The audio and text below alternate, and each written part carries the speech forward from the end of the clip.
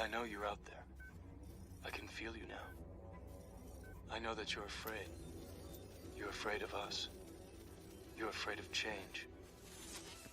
I don't know the future. I didn't come here to tell you how this is going to end. I came here to tell you how it's going to begin. I'm going to hang up this phone, and then I'm going to show these people what you don't want them to see. I'm going to show them a world without you. What's up, everybody? I'm Fu. And I'm Main One, and we're Unplugged, Free Your Mind, the show where we discuss and share our perspectives on an array of topics and world news from an unfiltered, unbiased, and unplugged point of view. Welcome back, everyone, to another week of Unplugged. Thank you for tuning in. As per usual, as you come into YouTube, Facebook, wherever you're logging into, please let us know where you're coming in from, what city, what state you're coming in from. We want everybody to be connected. You know, everybody should know where everybody is located at, just in case and when, if and when things happen, you have somebody you can reach out to. So that's what we like to do here. And of course, you know, as Fu stated, you know, that's Fu, and we're Unplugged. We're missing 1/3 of the team. Janelle, she has some obligations to attend to, so we're going to hold the show down for her in her absence, and we're going to have a great show as per usual. As every week we have one. Let me go ahead and get my golf shit out of the way real quick while we waiting. And mind you, if y'all see me looking down, it's because I'm sharing the feed on a bunch of pages on Facebook. And Marcel, if you can hear me, I actually have a page open on Clubhouse. So if you want, go into that room. Not even going to the room, just go invite. Your name and everything is up there. I started at 8 o'clock. That way we might be able to get some people from Clubhouse onto this live. As y'all know, especially my man Jermaine, I'm out here doing my thing, doing my best to get my golf game right. Something has clicked. Like something finally has resonated to the point where I can actually see progress. So this past Saturday, I played in one of the tournaments that I talked about on the US Am Tour. And I told y'all that it's by flights. So the flight that I'm in is called Hogan. And I came in second place. And I shot 12 over. I actually played real good, no birdies. And it just showed me that all the hard work I've been putting in, things are starting to progress. The bad news to that was when I left, everything was literally all good. I'm an hour away from home. My car started acting up. No acceleration, this, that, whatever. And thankfully, my mechanic was able to take care of it after a couple of days. But on the golf front, I'm definitely getting there. So I'm hoping that before I leave and head up to Jersey, that I'm gonna end up possibly winning one of these tournaments. So we definitely gonna see stuff.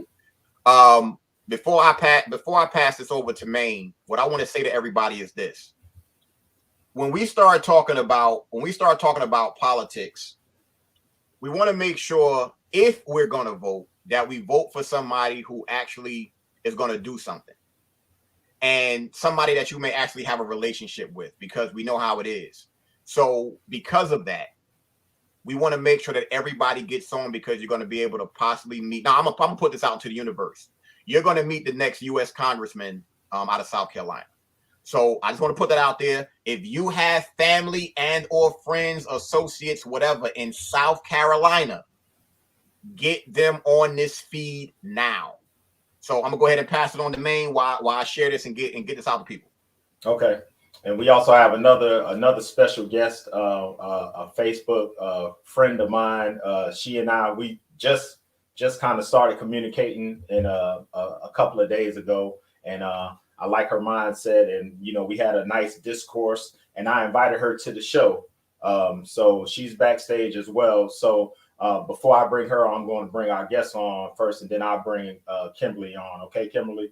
But I just want to say, you know, you don't know a leader until you know what they stand for, and you don't know what they stand for until you see what they're stand up up for and stand up against. So I met this young, I haven't officially met him yet, but I found him through a YouTube channel that I frequent, TD Hip Hop Media.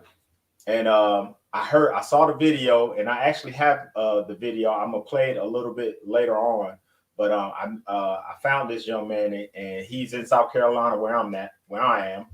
He's not in the district that I'm in, but his ideas, what he's standing for, and the things his ideology kind of aligns with mine. So without further ado, I'm going to bring in our guest, Greg Marcel Dixon. Bring him into the stream. Hey, how you doing, Greg? How you doing, Marcel? What do you want? What do you want us to call you? Would you want us to call you Marcel? Greg? Marcel is fine. Okay, Marcel, how you doing, brother? I'm doing good. How are y'all? Doing great, man. We welcome you, yo. We welcome you. Thank you. I'm glad to be here. And I'm gonna let you give us a brief introduction of you, where you're from, and what you got going on. And I'm gonna bring Kimberly in as well. Hey, Kimberly, how you doing? All right. So Marcel, go ahead and introduce yourself to our audience. Let them know what you got going on and why you're here. Hold up before you do that, Maine. Well, okay, so I actually think you should play the video first. You want me to play the video? Okay. I think play the video first. Okay. Then do that. Okay, I'll do that. speak to us. So I think we should thank him for being here. We should thank him for being here. Powers McClyde, I love this hangout, but it's missing one thing, and I'm gonna try not to get emotional, but I want to read it. In 2019, the average, and I know you know these statistics, the average wealth of the average white American family is $188,000. For Black American families, it's only $24,000. Now, I'm Gullah, okay? 80% of rural land, Black land ownership, has been lost since 1969. A white high school dropout has more wealth than a Black college graduate. Per the Accountable USA and the Food and Research Action Center, your district and the district I've grown up in is the 6th poorest district in the United States of America. Which is South Carolina District 6. Now, there's a quote, and maybe that's not true, but there's a quote. There's a quote that says, I do not, but they backed it up with census data, but there's a quote that says, I do not buy the concept popular in the 1960s, which said, we have suppressed the Black man for 300 years, and the white man is now far ahead in the race for everything our society offers. In order to even the score, we must now give the Black man a head start, or even hold the white man back to even the race. I don't buy that. I'll be damned if I pay for the sins of my forefathers. I don't feel responsible for the sins of my forefathers. I just feel responsible for now. Now, hearing that quote, y'all might think I'm talking about Donald Trump. No, that was Joe Biden. Now, Congressman, you said we know Joe and Joe knows us. And Joe Biden told us that he would have our backs. But since being in office, Joe Biden has signed executive action for Asian Americans and Pacific Islanders. He has signed executive action for LGBTQ citizens. He has done executive action for Native Americans. But where's his executive action for Black Americans? Now, what a lot of people may not realize, I don't know, but I just learned this. Funny thing, Joe Biden got in office and he repealed a lot of stuff Donald Trump did.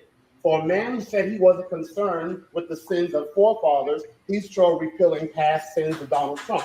But what about the biggest sin and the original sin this country committed, which was the brutal enslavement of my people? And after slavery, the race massacres, the violent discrimination that kept us in poverty, the land theft, okay? We, Black Americans, now, since 1865, Black Americans owned only 0.5 wealth in America.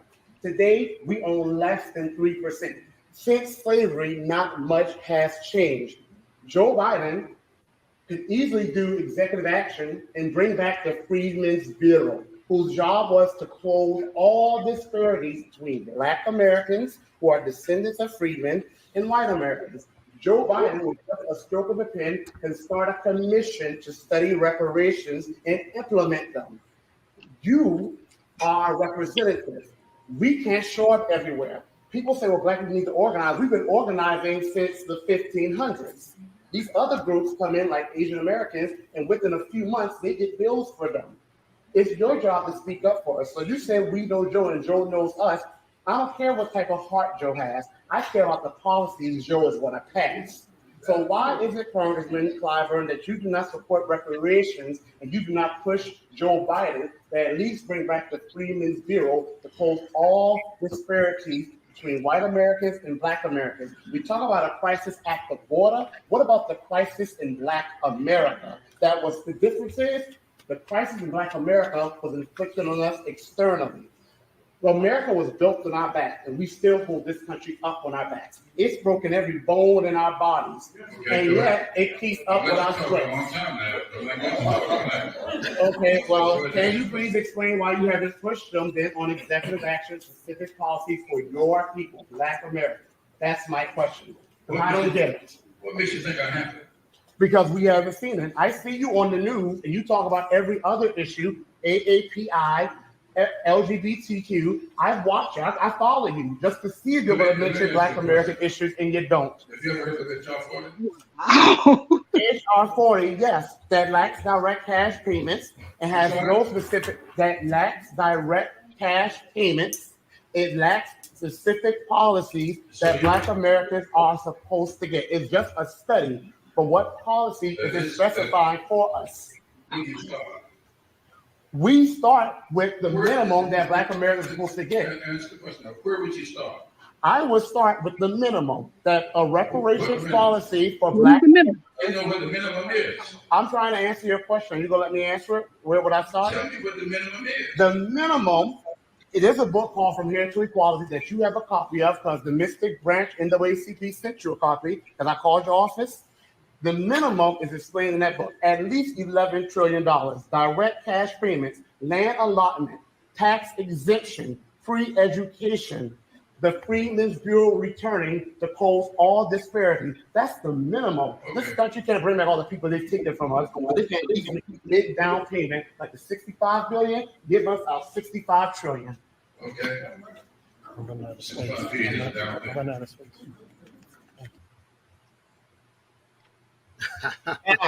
Now, after you drop the mic, go ahead and introduce yourself, my man. Speak on it.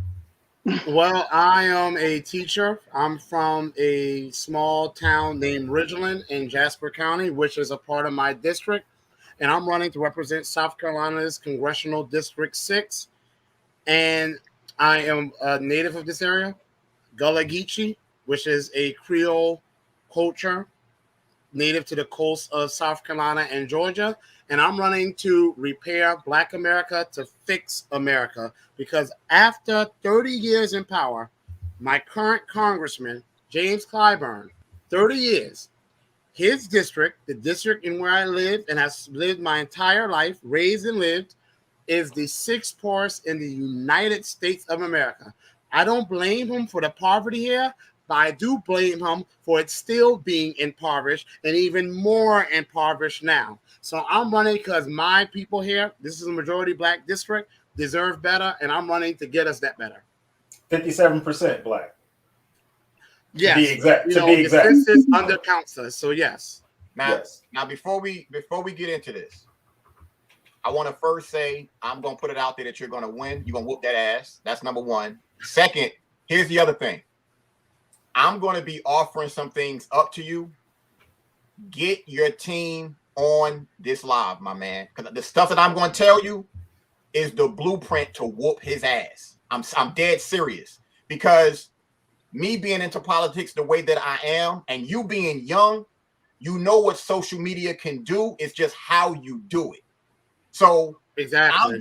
I'm going to take a step back right now. I'm going to let Jermaine kind of start this off because he's in South Carolina. He understands what's going on and everything like that. And y'all have been talking.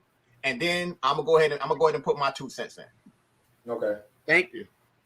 Yeah, absolutely. Marcel. And first, Kimberly, Queen, please introduce yourself.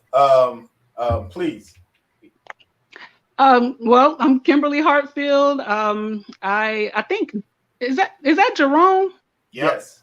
Hey, so I think we've met before. I'm not sure in person, but definitely online through the New Order Human Rights Organization. And just a long time since childhood, pretty much community activist. So I do a lot of grassroots organizing as well. Very much politically engaged, have been since elementary school. So pretty much just an average citizen that represents a particular demographic. Okay.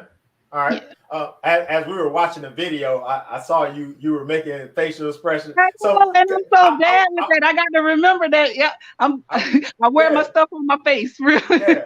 So I want you to kind of touch on some things that you may have some pushback on that Marcel kind of was laying out to Congressman Clyburn. Anything, the floor is yours to kind of engage and start the conversation. Yeah, well, first, I don't want to characterize it as pushback because everything that you said, Marcel, as far as diagnosing the problem, right, is 100% true.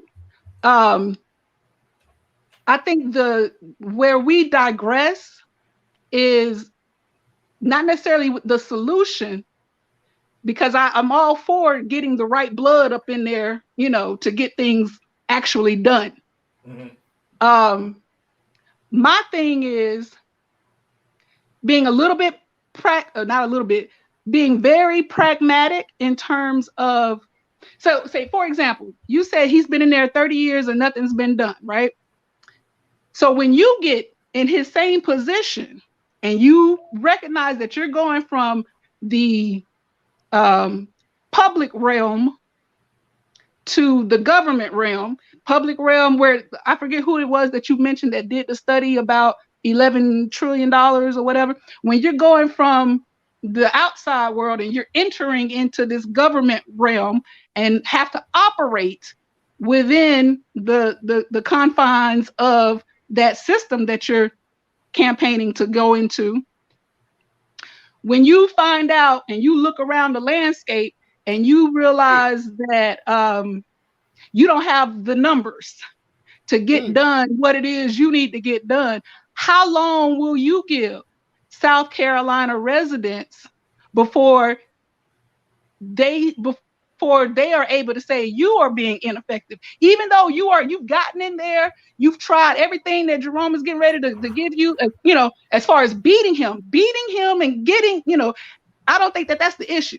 I think the issue is what can be done once you get up in there, given the landscape and given the parameters and given everything else. And what I think will happen once we play that all the way out, it only in terms of just the charge that, people aren't being effective, people aren't doing anything about it or whatever. When you get in there, do you need 2 years to get us reparations? Do you need 5 years? Is it going to matter? Is it going to depend on the rest of the Congress and all that kind of stuff? That's one part of what I would say. Let Marcel answer real quick, and then you jump in. So, Ms. Kimberly, what's your question exactly? Well, just the intro part of it is because the larger point is getting in there is not the issue. It's right. What can you do once you get in there? And because you are charging Clyburn with being pretty much ineffective, and I don't know what other adjectives you would use to describe him, but pretty much not, being ineffective. How long do we need to give you in order to, and I say we, I'm not in South Carolina, but I get what you're saying. Yes. You know what I'm saying? How long do you think you would need in order to get us reparations, given the political system that you're entering into? So thank you, first of all, because like you said, that's not pushback. That's a very fair question. And let me tell you something. Everyone needs to be vetted. I don't care what platform on which a person is running. I could come up here on Malcolm X, Fannie Lou Hamer, vet me, question me. So let me first of all start with addressing something that's very important. I don't characterize James Clyburn as ineffective. No, that's not from me.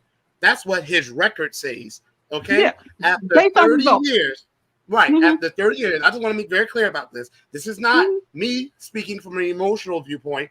When I was in that video, I mentioned facts that after 30 years, his district is the 6th poorest in the entire United States of America out of 435. That is an irrefutable fact. Here's another statistic that we need to know. For children, and the majority of children in his district look like all of us here on this floor, it is the 3rd poorest, okay? Under his watch, according to the recent census from 2010 to 2020, Jasper County, Colleton County, Bangor County, Hampton County, these are districts I know that Maine recognizes. They have lost population 7 to 9%. We have actually seen industries left. My district, Jasper County, has lost its hospital, though my town, Ridgeland, has. So I'm going to make it very clear. Those are facts. Now, how much time? Let me explain something, y'all. I don't know if it was Fuquan or Maine that said it when this started. A leader is not simply what they get done. A leader is also for what they fight to get done.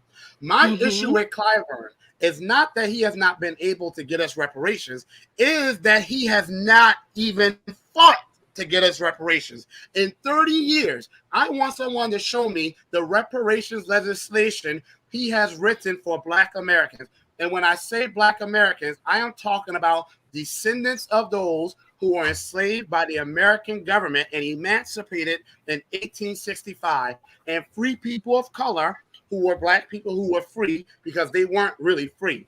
It is not that he hasn't been able to get it done. It is that he has not fought to get it done. But when he first got into Congress, and here is a fact, we don't have to like a fact. I have a tomato vine in my backyard. Deer and rabbits come and eat it all the time. I may not like the fact that it's a tomato vine, but it's a tomato vine. I can want it to be a peach tree as much as I want it to be, but it's a tomato vine. You can't change it. Here are the facts. When Clyburn got into office in 1993, the first bill he sponsored was a bill to provide protection, privileges, special recognition, and legislation for a group of people that have been oppressed for centuries. Now, the question is, who were those people? Were they our people, Black Americans? No, they were the Catawba Native American, who now are only 3,000 in number. In 1993, it was probably only hundreds of them. He wrote a bill for them to get reparations. The South Carolina has always been between 30 to 40% Black and over, okay? But in modern times, 30 to 50% Black. He has yet to introduce any legislation like that. And in November 2021, we all know, I know Maine knows this, how we, the Gullah Geechee people, have lost our land. We've lost hundreds of thousands of coastal front property that is worth billions of dollars. What does Clyburn do? In November 2021, just last year, he writes a bill to give a group of people 20 acres of land. Was it our people? No, it was those same Catawba Native Americans. And here is why that is pouring salt in a deep, deep wound. Because the Catawba Native Americans were enslavers of Black Americans. Not only were they enslavers, they were slave catchers. And yet the first thing he did in 1993 was write a bill to get them reparations. And then in November 2021, when Black farmers are getting foreclosure notices for their land, he writes a bill to give those same people more land. So it is not a matter of how much time I need, but I'll answer your question. All I'll need is a week to write reparations legislation. Clyburn's had 30 years and he ain't done it. So I can't necessarily tell you how much I will need, but I can definitely tell you it will not be 30 years. This is what I'm glad you said that, but this is what I wanted to interject. From the speech when I originally saw it a while back, the one thing I can say about Marcel is this. First things first, when you are elected in that type of nature, whether it's local or national like this, you are first and foremost a public servant. Period. Now, when you're on that stage of being a U.S. congressman, your objective is to be the voice of your constituents. From what I can see, Marcel will be that voice, because obviously once he gets on that floor, he's gonna be by himself. He's gonna be by himself. Then once he starts speaking his mind and saying what he needs to say, he's gonna get that tap on his shoulder. But what I know from history, he's Gullah Geechee. He don't give a damn about that tap on his shoulder. That's right. He's going people down all the way in. So with me making that statement, that's the whole thing. Because what happens is, he's more in that realm than me seeing what's going on. When you get to that level, these people are so nervous because they shook about getting reelected. That's all they care about. He doesn't care about getting reelected. He wants to go up there and be the voice for his people. That is what matters. Because once that happens, then it turns into who's going to start doing the same thing to say, fuck the system. We about to buck the system and break the system to build it completely back up. That's the vibe I get from him. Am I right or am I wrong? You're completely right. And when you mention Gullah Geechee, I want to say something. Remember, we are the people that the British military could not conquer, the Spanish military could not conquer, the U.S. military could not conquer. People want to talk about the Seminole Wars with Native Americans. That is a lie that the U.S. military spread because they didn't want word to get out to other Black Americans that Negroes were whipping their tails up and down the South Carolina, Georgia, and Florida coast. They could not conquer us. They had to make a treaty with us. We are the people that got the 40 acres in a mule, the closest things we've gotten to reparations. My family still has property from Special Field Order 15, the 40 acres in a mule, okay? And when we saw Andrew Johnson, that anti-Black bigot who's burning in hell, when he gave the land back to the Confederate traders, they tried to come down to the Sea Islands and take the land back from us. We ran them off, and they were too afraid to come back. So my people have never been one that have backed down from a fight. Even if we lose the fight, we will take solace in the fact that we lost the fight fighting. Yeah. So, go ahead, Kimberly. Oh, I was just going to say that after 2018, especially in Congress, Senate is a different story, but you're running for a Congress seat, right? I'm running for the U.S. House, yes. That right? That's yeah. I mean, House seat. After the 2018 election, with some of the progressives that was put into brand new progressives like yourself off the street put into office, and then again in 2020, I'll just say you won't be by yourself with that mentality. Yes, it won't be a whole, big old gang of y'all, but you won't be by yourself as of these last crew that came in that was just as fired up about Black rights as you are. Now, the other thing I'll say, so I'm just saying you won't, as of right now. Yeah, if you had gotten into office in 93 and any other time before 2018, you probably would have been the only one elected, to be able to come from that perspective. But things are changing to where the numbers are increasing, where we are a lot grassroots, like what you're trying to do, Jerome. A lot of those same grassroots efforts across the country have been working to get some grassroots type of people, into office. I'm thinking about Corey. She's a congresswoman. Instead of she's a House rep. Please don't say Corey Bush. Please don't say Corey Bush. Miss Kimberly. Marcel, hold on. Before you do that, I want to ask you a question. Are you running as an independent? No, I'm running as a Democrat. Okay. So let me Go ahead. Go ahead, Marcel. Go ahead. I want to say, Miss Kimberly, all due respect, Alexandria Ocasio-Cortez, Ayanna Presley, Corey Bush, Rashida Tlaib, Rashida Ilhan Tlaib, Omar, Jamal Bowman, Corey Bush. They are not progressive. And let me explain to you why they are not progressive. The mark of a true progressive is a person who will get up in Congress and do not what is easy, not what is popular, but what is right. And what this country has yet to do, that is the right thing to do, is repair the damage that this federal government did to Black Americans. And let me make this very clear. When the U.S. military went and fought the Nazis, my great-grandfather, who is still very much alive, he went and helped free the Jews from those concentration camps in Germany. You know the first thing the U.S. military made Germany do? They made the Germans give the property that they had stolen from the Jews back to the Jews, right? They didn't say all Germans who were hurt by the Nazis. They specifically repaired the damage that was done by the Jews. And then this country pretty much forced Germany to pay reparations to the Holocaust survivors. That has not happened. That has not happened for our people. Now, Rashida Tlaib, Ilhan Omar, Ayanna Presley, Jamal Bowman, Corey Bush, Alexandria Ocasio-Cortez. Can you show me where they've written a reparations bill for Black Americans to get reparations? Can you show me? Can you show me where Black Americans are 15 to 20% of the population being undercounted, and yet we make up over 55% of the homeless? Can you show me where they've written a bill dealing specifically with the level of homelessness among our people?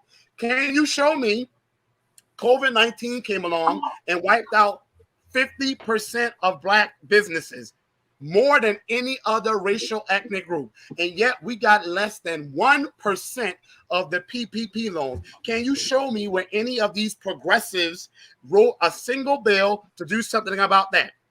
Black Americans right now own less homes than we did during the era of Jim Crow, where it was legal to discriminate against us. Can you show me where any member of this so-called squad has written a bill to specifically do something about that? I'm not talking about these bills they try to do where they say a rising tide lifts all boats.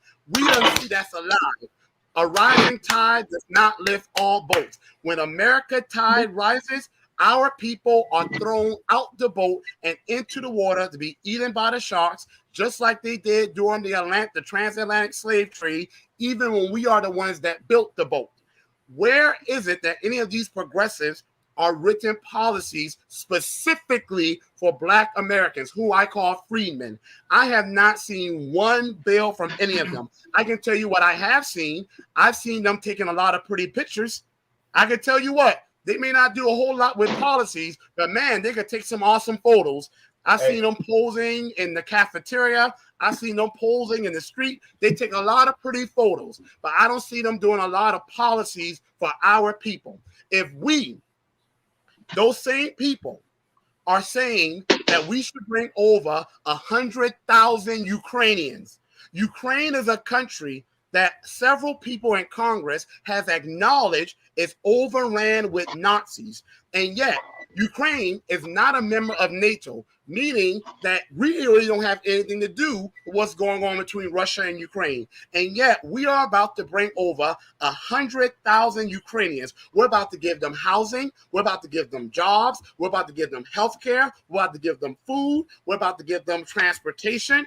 And yet, Black Americans in the country we built are sleeping on the streets. I visit Charleston, Savannah. They're right by me. I see it all the time. Name one piece of policy where any of those so-called progressives have written to provide us with housing, with education, with jobs, with healthcare, even though we're the people who built the nation that they want to bring these Ukrainians over to. So if you want to truly show you are progressive, you have to be for reparations. You have to be for policies that are specifically going to deal with issues impacting Black Americans. Not for everyone, but Black Americans specifically. I have not seen that because it ain't happening.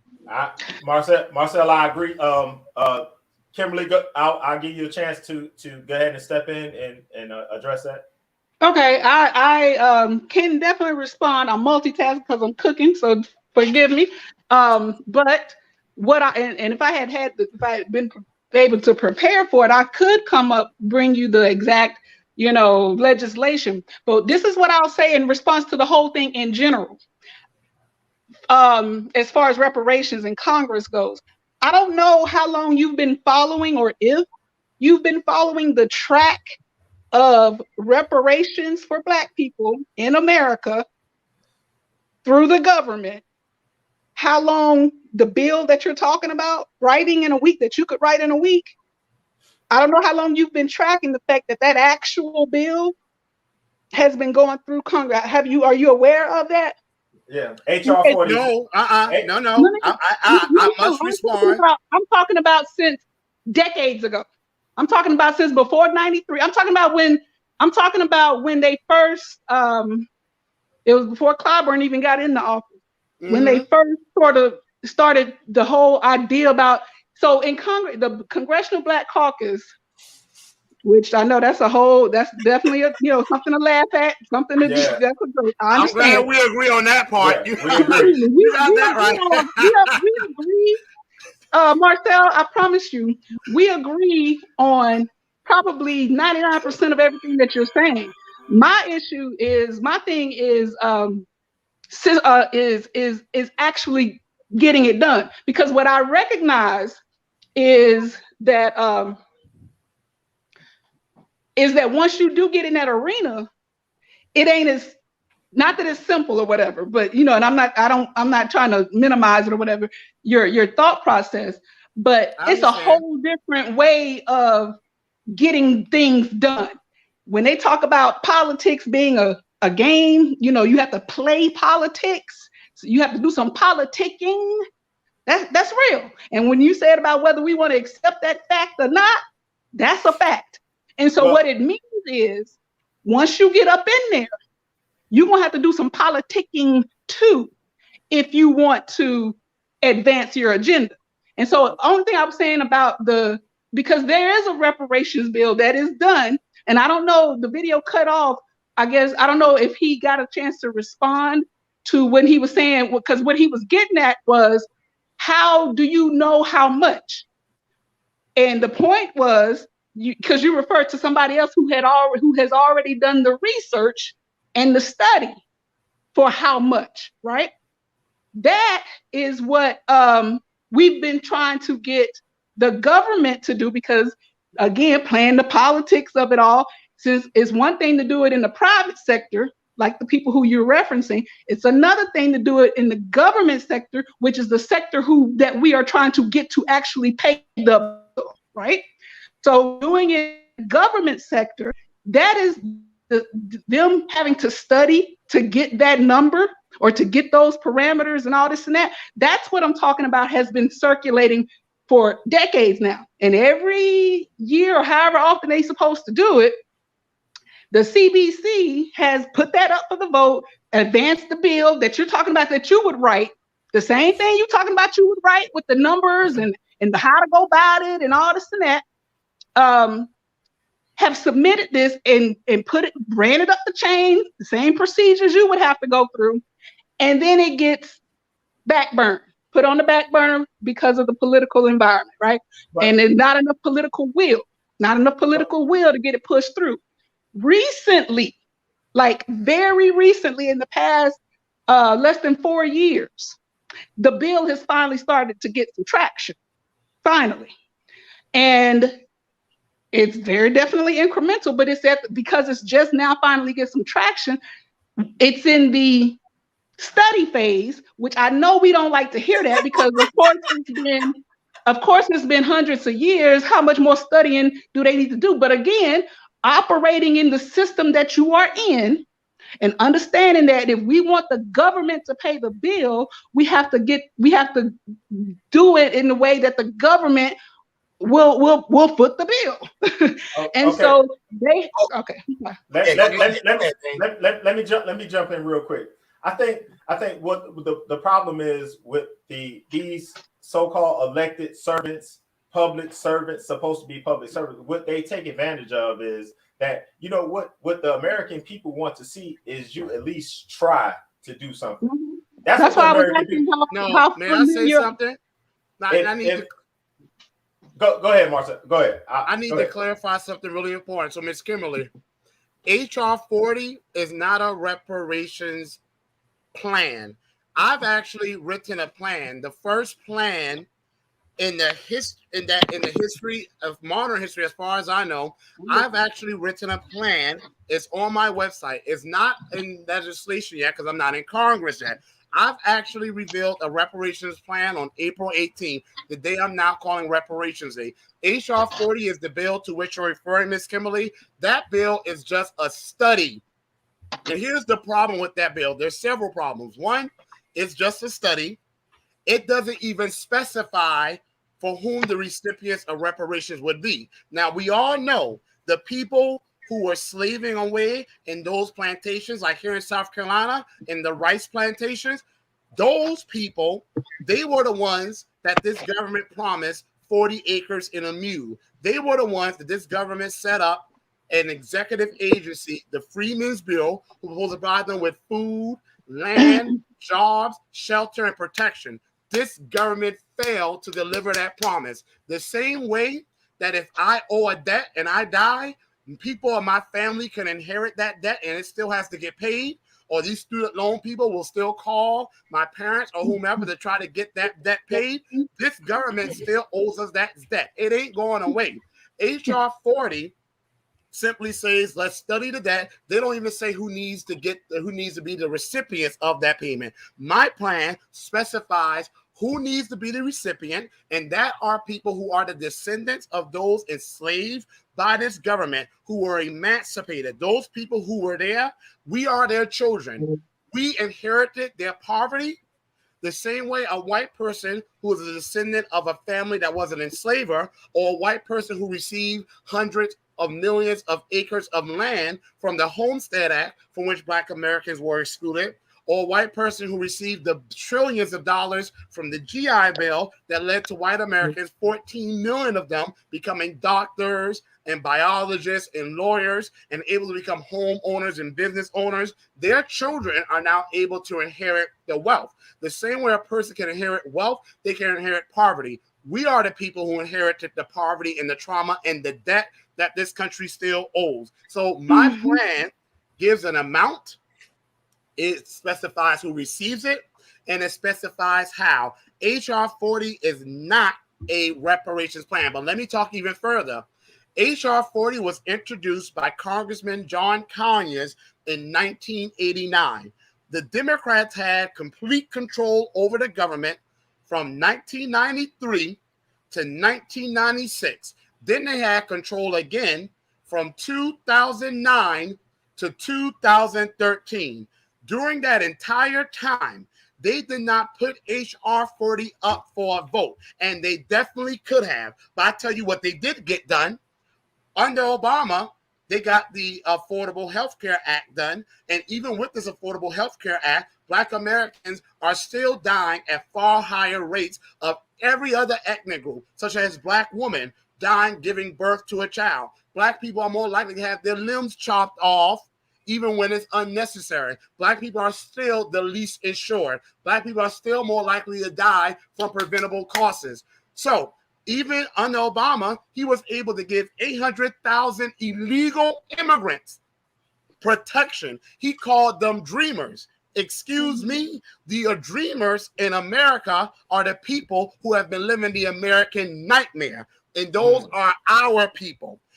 Obama was able to legalize gay marriage. What did the Democrats do with that HR 40 bill when they had the opportunity to do it under Clinton and they had the opportunity to do it under Obama? They did absolutely nothing. Okay? So this is not the Democrats have tried to do it. No, they have not. And Clyburn was right there all those years, and he did not try to do it. So again, I am going to fight for my people to get it done. Muhammad Ali would have lost every fight in which he never stepped in the ring to fight. We haven't had anyone even stand up for us to do the bare minimum. They can stand up for every other group. They can talk about the children at the border. And they went all of them went to the border and cried. While those children at the border were getting 3 meals a day, having a roof over their head, South Carolina has 60 to 69% of the children that are homeless in South Carolina look like all of us. Where is Clyburn, all of them crying about that? They went and talked about Ukrainians. You have Black Americans who are living in neighborhoods that are so impoverished, and the levels of gun violence is so high, the mortality rate from violence that this country has put us in conditions that breed such violence are probably higher than what you're seeing in some parts of Ukraine. Where are the people calling for us to get resources? Yet we've already given Ukraine, a country that is overran with Nazis, over trillions of dollars in the form of aid, in the form of military equipment. These same Black people and the Democrats who will not even have the power they have if not for Black Americans who vote for them 90% or higher since the 1960s, and yet we are to the bottom in this society. They will stand up for every other group. They stood up for Asian Americans. Asian Americans went to 2 days of hate crimes, and right away, the Democrats created a COVID-19 bill for them. We've been getting lynched. We've been getting raped. We've been getting set on fire. We've been having our children fed to alligators for centuries, and we haven't gotten a bill to protect us yet. I am tired of us, and you're not doing this, Miss Kimberly. This is not you. I'm not talking about you because you're not doing this at all. I am tired of us making excuses when we need to be getting to the voting box and making changes. I am running to be the change that we need in our community. I'm standing up to say, make a repair Black America to fix America. I'm not adding any other group, because when they do things for these other groups, they never mention Black people. But when they so if they can't mention Black people with them, I ain't gonna mention any other group when I'm doing something for us, because we are the group that is old the most and yet have been neglected the most. Yeah. What you gonna do when that Black gay person want you as his congressman to help, to help them to talk about Black trans women getting killed? I'm not gonna. Well, hold on. I want to respond. I'm not going to sit here and say I'm going to do something that's only going to benefit Black trans people. No. That's what Kamala Harris told us. Kamala Harris, when they asked Kamala Harris about reparations, this woman literally gave us her behind again. She said, I'm not going to sit here and say I'm going to do something that's only going to benefit Black people. No. And yet, underneath Kamala Harris administration, they've done policies specifically for Native Americans. Native Americans have received more funding in the history of all modern day administrations. Asian Americans received a whole hate bill that was written specifically to protect them. Illegal immigrants have gotten more protection than Black Americans. How are you giving more protection to people who shouldn't even be in this nation than the people who built this nation? Let me answer your question, Ms. Kimberly.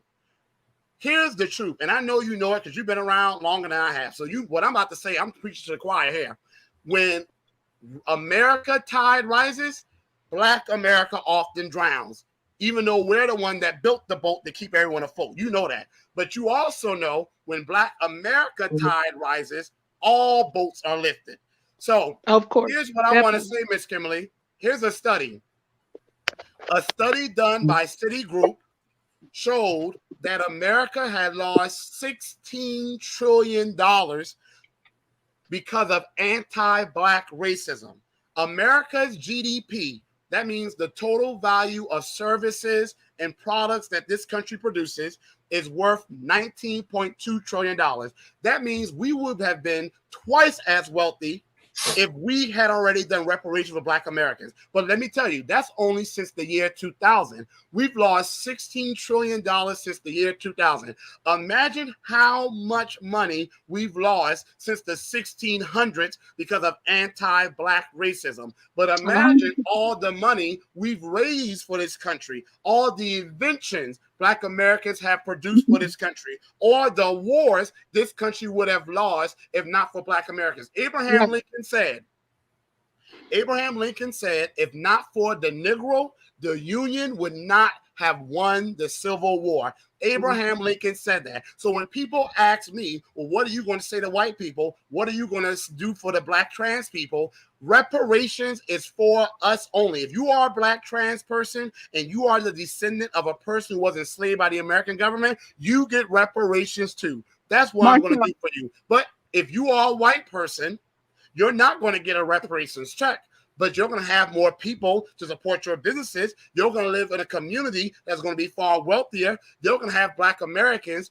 who, with far less education, we've invented things that people use every single day. Just imagine what we'll be able to do now with more resources. That's what I would say to those people. Well, I would say, I mean, because I completely, like I said, 100% agree with everything that you're saying, that you're laying out. You know, what I was, with the exception of maybe a couple of things, for example, to me, just generally speaking, when it comes to LGBTQ people, they are getting the quote unquote, the rights, not quote unquote, the rights that we have. This is where the quote unquote, the rights that we have already so-called gotten, the right to marry who you want to marry, because there was once upon a time when the law was that we couldn't marry. So they're fighting for that right. So I'm just saying, in terms of, hold on. Let me finish, because I try not to interrupt you, Marcel. So let me finish. I'm just saying that that it is a fact. Talking about facts that is, intersectionality is a reality, right? And so it is a fact that a person can be a member of more than one marginalized group at a time. That is a fact. And so when I was saying before, in terms of, I think offline, you know, the all or none mentality, I just can't get with the mentality, because, you know, as a United States congressman, you're going to have to do more than one thing at a time, right? You're going to have to focus, and not focus, but you're going to have to vote on other issues. You're going to have to do other things besides focus on reparations, which I wish that there was. That's all the Congressman person could do. But I have to interrupt you. I must interrupt you because you're leaving out a very important fact. I didn't even get to the part of what I was trying to say. No, have you been to my website? I didn't even know who you were, because I tried to ask. Okay, so you need to go, and everyone who's listening, please go to marcelforcongress.com. Please leave me a donation, because I'm running against a guy who has millions of dollars to spend, and he's going to fill the airways probably with lies about me. He has to lie and attack me because he can't win on his record. It's too pathetic. So he's going to have to attack me, or he's going to lie and say that he's been so good to us. So I need y'all to please donate to me so I can keep my team working on the streets. I can keep commercials being played, radio advertisement. Also, though, you need to go to my website, because you have not gone there. If you went to my website, you will realize I have policies beyond just reparations. I have policies to deal with the lack of transportation. Maine knows this. In South Carolina, we have thousands of our people who live in the woods, and Black Americans are the most likely. I know. Before you go into, so yeah, we're in agreement that you're gonna have to. Like I said, I tried to ask for who you was so I can find out and be ready. But I mean, be aware of what all you got going on. But yeah, so we agree. We know that you're going to have to do more than one thing. So when it comes to a transportation bill or a housing bill or whatever, even though you rightly are primarily focused on your people, understand that, completely understand that. When it comes to housing, transportation, all the other agencies, all the other things, all the other bills, whatever, I know that's going to be your focus. You want to make sure everything that come across your desk, you're going to look at the consequences and the unintended consequences to our people. I know that. I know that. But so then once you do see you see this bill, say if it's a transportation bill, But then you see that you see it's written in such a way that it is going to have a direct impact, positive impact on getting rid of the systemic racism dealing with transportation as far as how that's done, so you see that it's going to have a direct impact on that. But then it also has some other benefit for some other marginalized group by chance. Are you saying you're going to vote against it, even just because it also benefits other people, even though it directly benefits your people too? That's the part that I can get with. Well, I never said that, but I will tell you this. That's what I meant by the all or none, mentality. But I do need to answer that. First of all, the only intersectionality I have seen as a black man who's a freedman is what we are called legislatively, descendants of American slaves, is when the Democrats are running us over in that intersection. That's the only intersectionality I've ever seen. As a black woman who is a member of more than one marginalized community. No. Oh, speaking of a black, okay. So speaking of being a black woman, let's talk about intersectionality, because I hear a lot of white feminists talk about intersectionality. No, don't get me started. White woman. Okay, right. Let me explain something. Let's say a person, because I'm LGBTQ, but I don't that. Let's look at the LGBTQ community. Okay, white LGBTQ people right now, as we speak, they are being able to transfer wealth and combine wealth. Black LGBTQ people are still far to the bottom. So even when they got their little LGBTQ right to marry, that didn't do a thing for them. And why? Yeah, because just all this black people getting double. Let them finish. Because all of this intersectionality is just a way for Black Americans to be fooled into thinking that we have to take on everyone else's fight. If it was, okay, then tell me then. Since the 1970s, women have seen their incomes risen drastically, and yet Black American women are not only at zero negative worth, they are in the negatives. 20 to 30% of Black women, since this so-called feminist movement, where Black American women were also addressing the fact that they deal with issues as women as well, it has not helped Black women one bit. Instead, what we have seen is Black American women, their educational attainment has soared. That's great. And guess what else has happened? So has their student loan burden. And guess what? Even though their educational attainment has soared, Black American women, their poverty level has increased to the point where now we have over 30% of Black American women whose net worth are in the negative. A white high school woman who's a high school dropout has more wealth than a college-educated Black woman. So where did all this intersectionality get us? White right, you just noted it. Okay, you just noted it because that's my point. What happens, the way it works is it's a double. It doesn't work at all. Let me tell you how. Let me explain it to you. Let me tell you how. Let me tell you how. It can be the case until white women are making the exact same amount as white men. That's when you'll have that argument. But because the fact that women in general, right, just all women in general, let's just say income, like salary, like the income. Let's just say for that topic, because you got income, you got wealth, you got all the different categories, and it's the truth for any of them. But if when it comes to like the income disparity, if women in general are below this certain level, and then there's policies put in place, let's just say, to where it bumps up women in general. However, it bumps up white women more because they are white. Miss Kimberly, did you not hear me? It hasn't bumped up women at all. All of this feminism talk and all these advancements women have made, Black women are falling further to the bottom. Hold on. What I'm saying is, there was no. That's factually.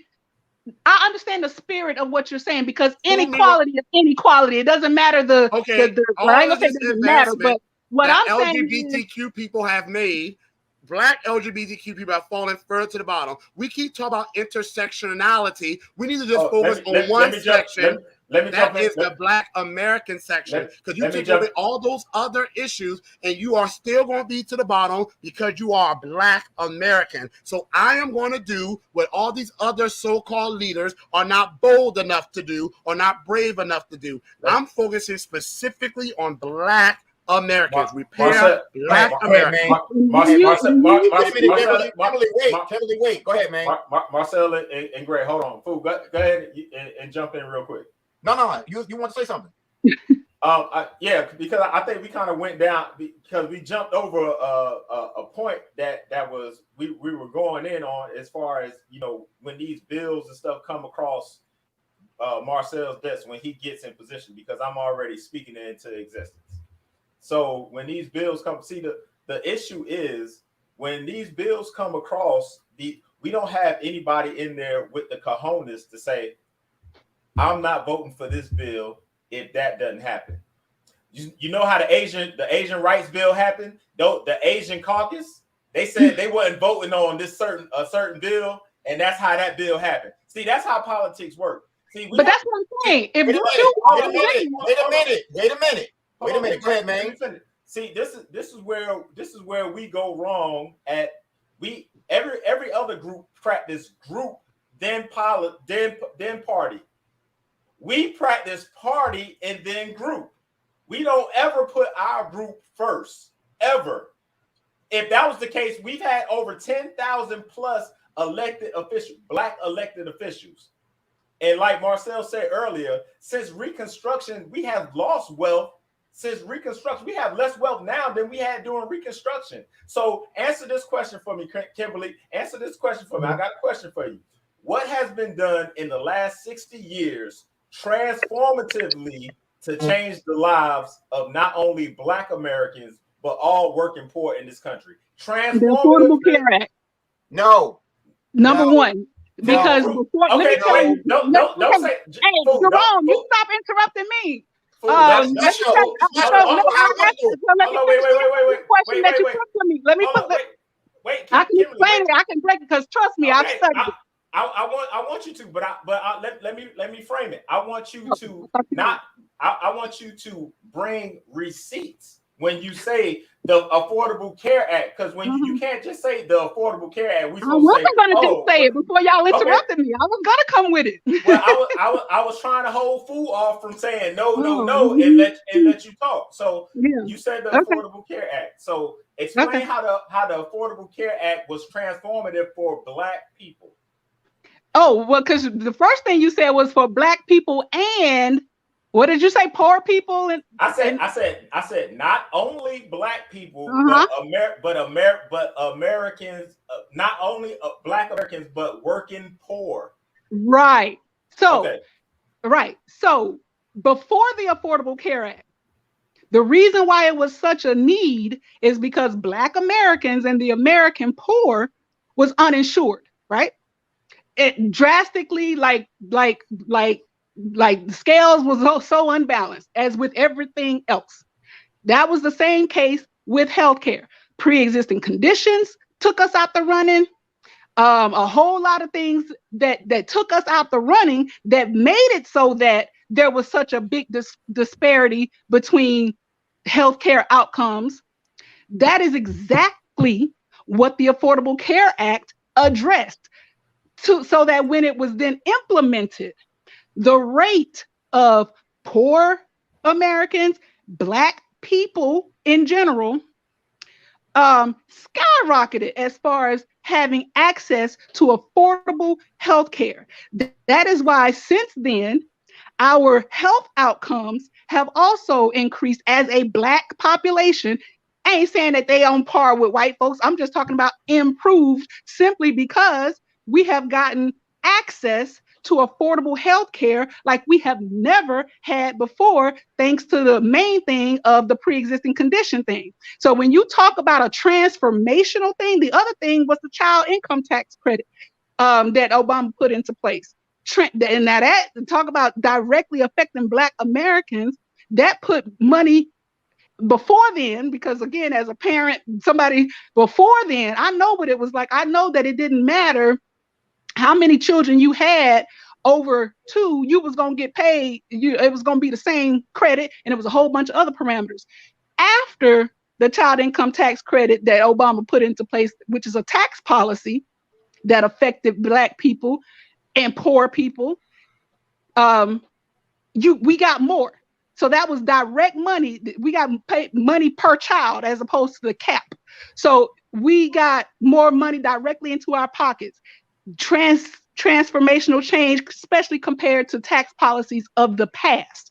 So when I talk about intersectionality being a real thing, it is true that you can be Black and poor, right? But not all poor people are Black, right? And not all Black people are poor.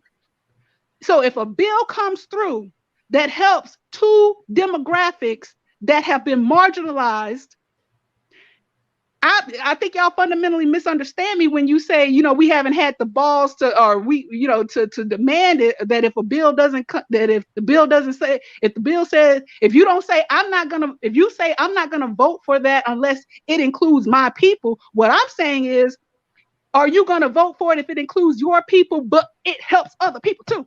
Like when you come back and again. So no, I heard your answer. I'm just No, I Marcel, haven't finished actually.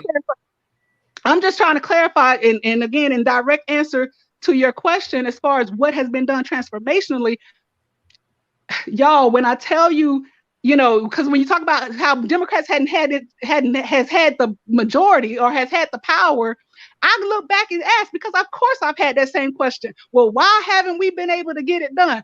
Oh, so then you look into the details, you go into the weeds, you realize the difference between having a majority and having a supermajority. You realize the difference. Oh, they couldn't get it done, even though they put it up, but they didn't have enough votes because you had to have this number, and they didn't, so it's what kind of, I looked into it, not for excuses. So from when I looked into it, I said, oh, so they don't have the numbers. So that means we have to get more numbers. We have to get more people. I'm sorry. I can't. Okay, no, And I have to respond to this. So here are the facts. The affordable health, and I have to respond to this because these talking points from the Democrat Party saying how they've been so good, they've done so good to the people who have put them in power. No, I can't anymore. So here's the facts. The Affordable Health Care Act has caused the rate of Black people uninsured to decline. That's great. Here's what it has not done. Hold on. Excuse me. No, you said decline. I'm sorry. You said decline. No, excuse me. The number of Black people who are uninsured has declined since the passing of the Affordable Health Care Act. Now, here's what has happened as well. You're leaving some important points out. When COVID-19 hit, Black Americans, even those who had no pre-existing comorbidities, were 5 times more likely to die than any other ethnic group. So even if we had access to insurance, that was not improving the quality of care. And when studies were done on the matter, it was not because of us having any higher levels of comorbidities. It came down to the fact that we are still getting the same inadequate care that we have always gotten. Hold on, there's more. In 2020, Black women dying for giving birth to a child is as high as women in countries like Mexico and the Philippines, nations that are still developing nations, 5 times more likely to die than a white woman. Now, here's the thing that really bothered me. You have a young Black congresswoman, Laura Underwood, who wrote a bill to do something about that. Clyburn's been in office for 30 years. Not once has he written a piece of legislation to do something about all the Black women dying giving birth to children. My grandmother was given a bad batch of blood in the 1960s. Now, she would live, but she would suffer incredible pain until she died 4 days after my 9th birthday because of medical anti-Blackness. Here's the heartbreaking truth. In 2020, the number of Black women dying, giving birth to children, soared. Okay? Here's more. There's more. The number of Black people being amputated right here in South Carolina is now being called a medical crisis. The number of Black people having their limbs chopped off.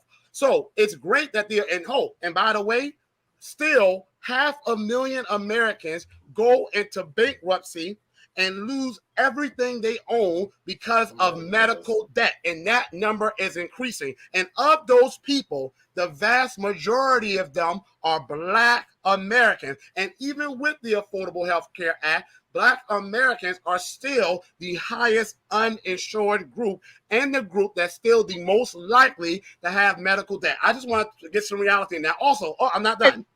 I'm not done. I never remember saying that if something helps another group, I will vote against it. But as Maine brought out, and I did not hear you say anything about this, Senator Tammy Duckworth and Senator Hirono of Hawaii, when Asian Americans were being attacked, they said they weren't going to vote for anything. They weren't going to vote for nothing until something was done to protect Asian Americans. The Hispanic caucus right now is saying that they are going to get to a point where they're not going to vote for anything until Biden acts on immigration.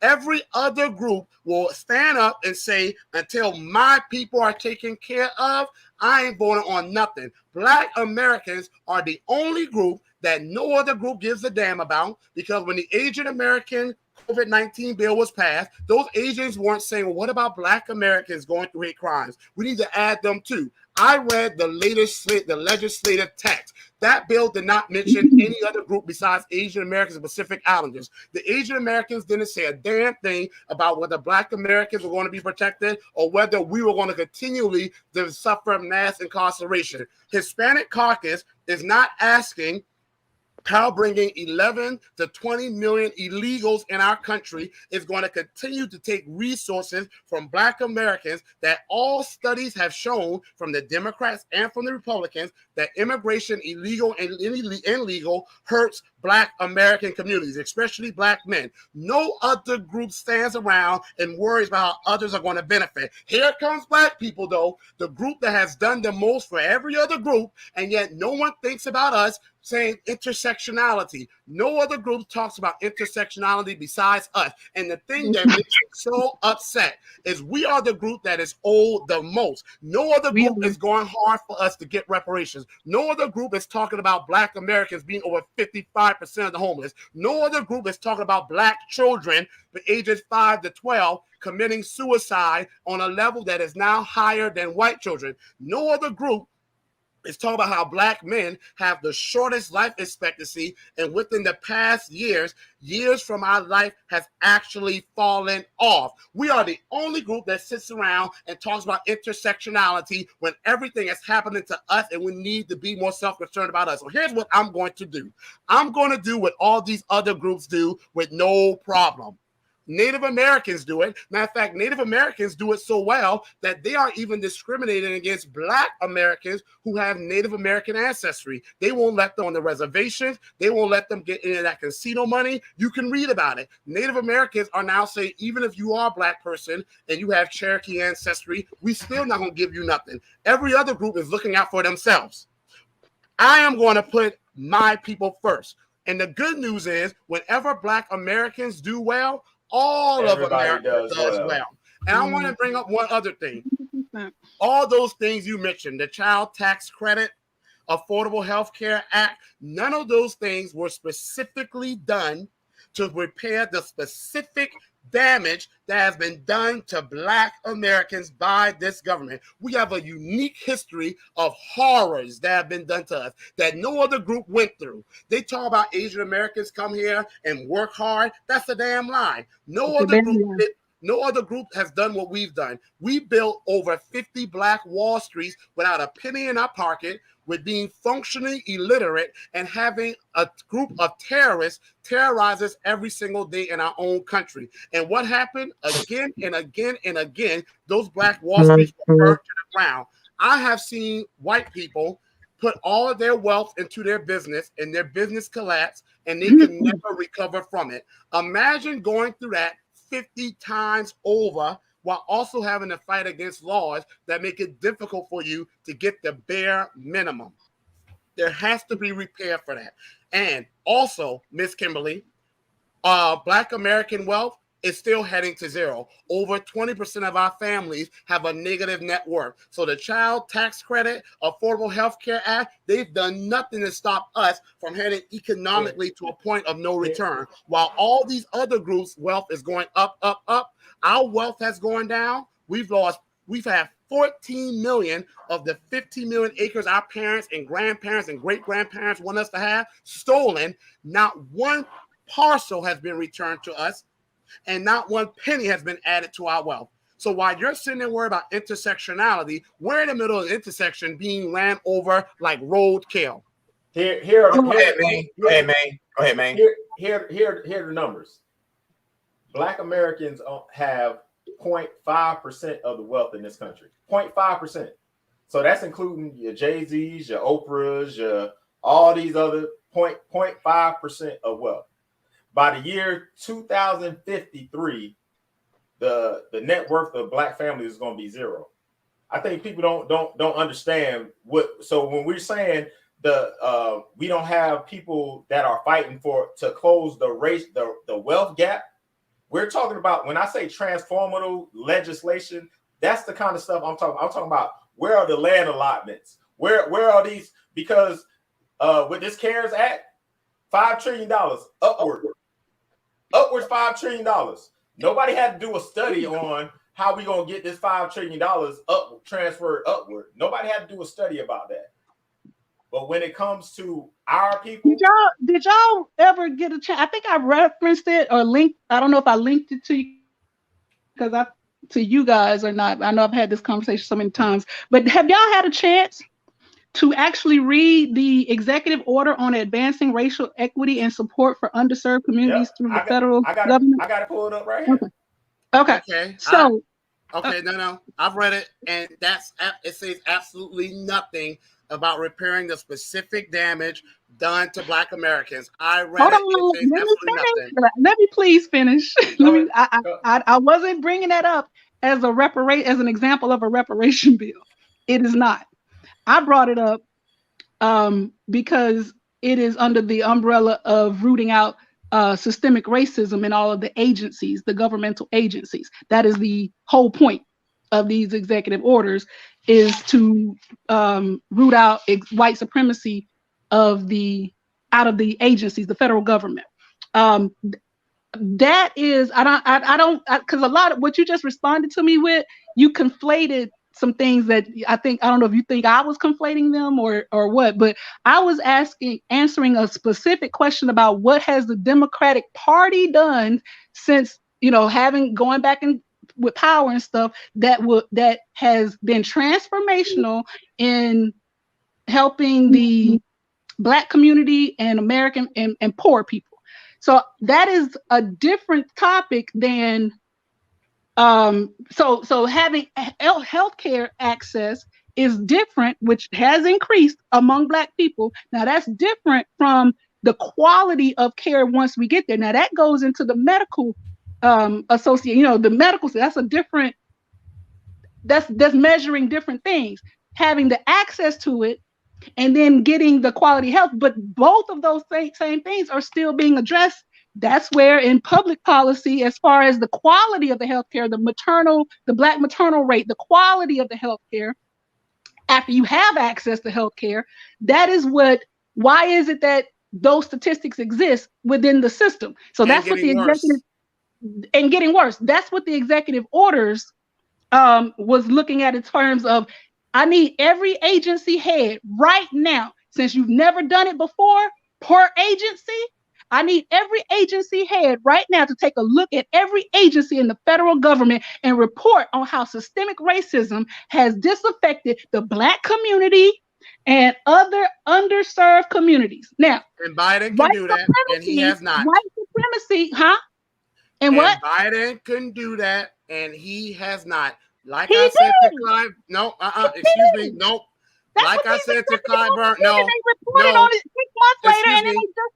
What are you talking about? No, wait, let me finish. These executive I'm gonna let you finish, but that's not true. He has not done that, and I'm gonna tell you how. He did not do that, but he ordered through his executive order pen for every agency head in the federal government to analyze their departments, the agencies that they are in charge of, figure out how white supremacy and systemic racism has affected Black people and other. I mean, it's all in black and white. There So you go. You didn't say that last part. Black people and who? Black people and who? And other underserved communities. And that's the problem. Right. Again, you're missing my point, Miss Kimberly. Because it does say Black people. It does specifically when these. You're missing my point. No, you're not. I get your point. No. Listen to me. I get your point that you realize that's a nothing executive agency. Nothing. Miss Kimberly, listen. Honey. Listen real quick. Okay.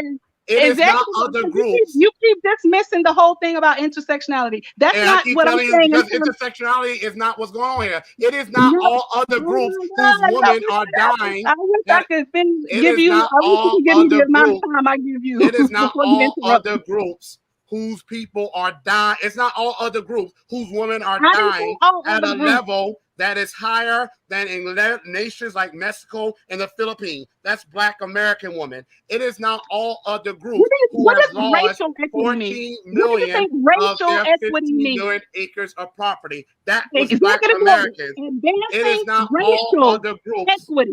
It is not all other groups. Racial equity. Go ahead, man. Hold up. But if we're using common sense, if we're just using common sense, do we really have to do a study to show how these agencies are racial? I mean, is it really worth an executive order to study how these agencies are? Not study, not just study. It's absolutely necessary. No, excuse me. If you want, first of all, we don't know this. But no, the reason he wrote the executive agency is because they already know the data. The reason the executive agency, the executive order was written is because they already know the stuff that's being done to us. Hold on. You want to talk about executive agency? Check this out. I said to Clyburn, I want y'all to go back to that video. I said to Clyburn that with a stroke of a pen, Joe Biden can bring back the Freedmen's Bureau that will specifically focus on Black Americans who are freemen, descendants of American slaves. You notice Clyburn did not challenge me on that because Clyburn knows Biden could do that. If Joe Biden is so for the people, and when he was really working with segregationists, why he's taking his pen to write executive orders? Tell me why Joe Biden has not taken that same pen and written an executive order to bring back the Freedmen's Bureau, which he can do right now in a matter of minutes. And that will focus completely and only on Black Americans, who are the only group that's going further to the bottom, that's getting more educated and yet getting more impoverished. Our lives are getting shorter. Tell me why he will not write that executive order. Even the Freedmen's Bureau did research. Even the Freedmen's Bureau had to do research. Kimberly, wait a minute. Because he asked me a question, so I was trying to answer it, Jerome. Here's the thing. The Freedmen's Bureau was executive order. I just want to say that real quick. The original one was executive. Here's the main thing. What we do know, this is a fact. The government has constantly proven they don't give a fuck about us. Let's just put that out there. That's first and foremost. Second, what I want to focus on moving forward for the rest of the show is helping to get him elected. Because bottom line is having this conversation means nothing. It means absolutely nothing. The reason why it means nothing is because there's nobody in government that has our voice and our best interests at heart. None of them. This is a fact. We already know this. So my objective is let's get this brother elected so the process can start. Now, my question for you is how many colleges are in Clyburn's district? HBCUs are the ones of which I've really been focusing. I don't know the total number, but HBCUs, I am fortunate enough to have 6 of the 8. That's Voorhees College, Denmark Tech, Allen University, Benedict College, Claflin University, and South Carolina State. I have visited several of those, and let me tell you, the people in my age group, they don't want to hear excuses. They want to hear policy specifically for them. They've seen how this administration can give funding to Native Americans specifically. No study needed. No, Mark, Marcel, hold that thought. That's not where I'm going with this. That ain't where I'm going with this. This is the reason why I said I wanted to speak to you specifically about certain things. The one good thing that you said about South Carolina State is that Maine's cousin is a star basketball player there. That's a fact. So that right there, that's an end. So you good with that one. That's first and foremost. The reason that I mentioned that is because if you actually have some colleges, and I would say also fuck with the white colleges, because remember, I plan to. Yeah, poor is poor. If you can get the college students to get out and knock on doors, it's game over. Because that right there is what it is. Now, the one thing I can say for you is I love the fact that you are about numbers. What I looked up was when Clyburn won his last election, he won with pretty much, I think, 197,000. Now, when he ran the time before that in the midterms, do you know what his numbers was when he won? Before Clyburn, he hasn't done primaries. So the numbers he had before then was 147,000. The 197,000 and 200,000, those are unusual. Those are outliers. He usually gets between 157,000 to 167,000 votes. Okay, this is why I want to have this conversation with you. So, being that you are about numbers, tell me what's your plan so you can get 200,000. My plan is talking to everyone. So you mentioned college students. Trust me, I have a team out there. And my team is getting bigger and bigger.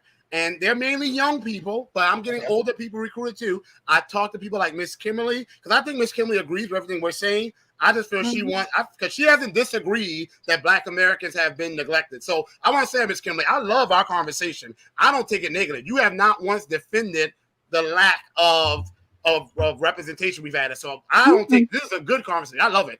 I talk to people like Miss Kimberly.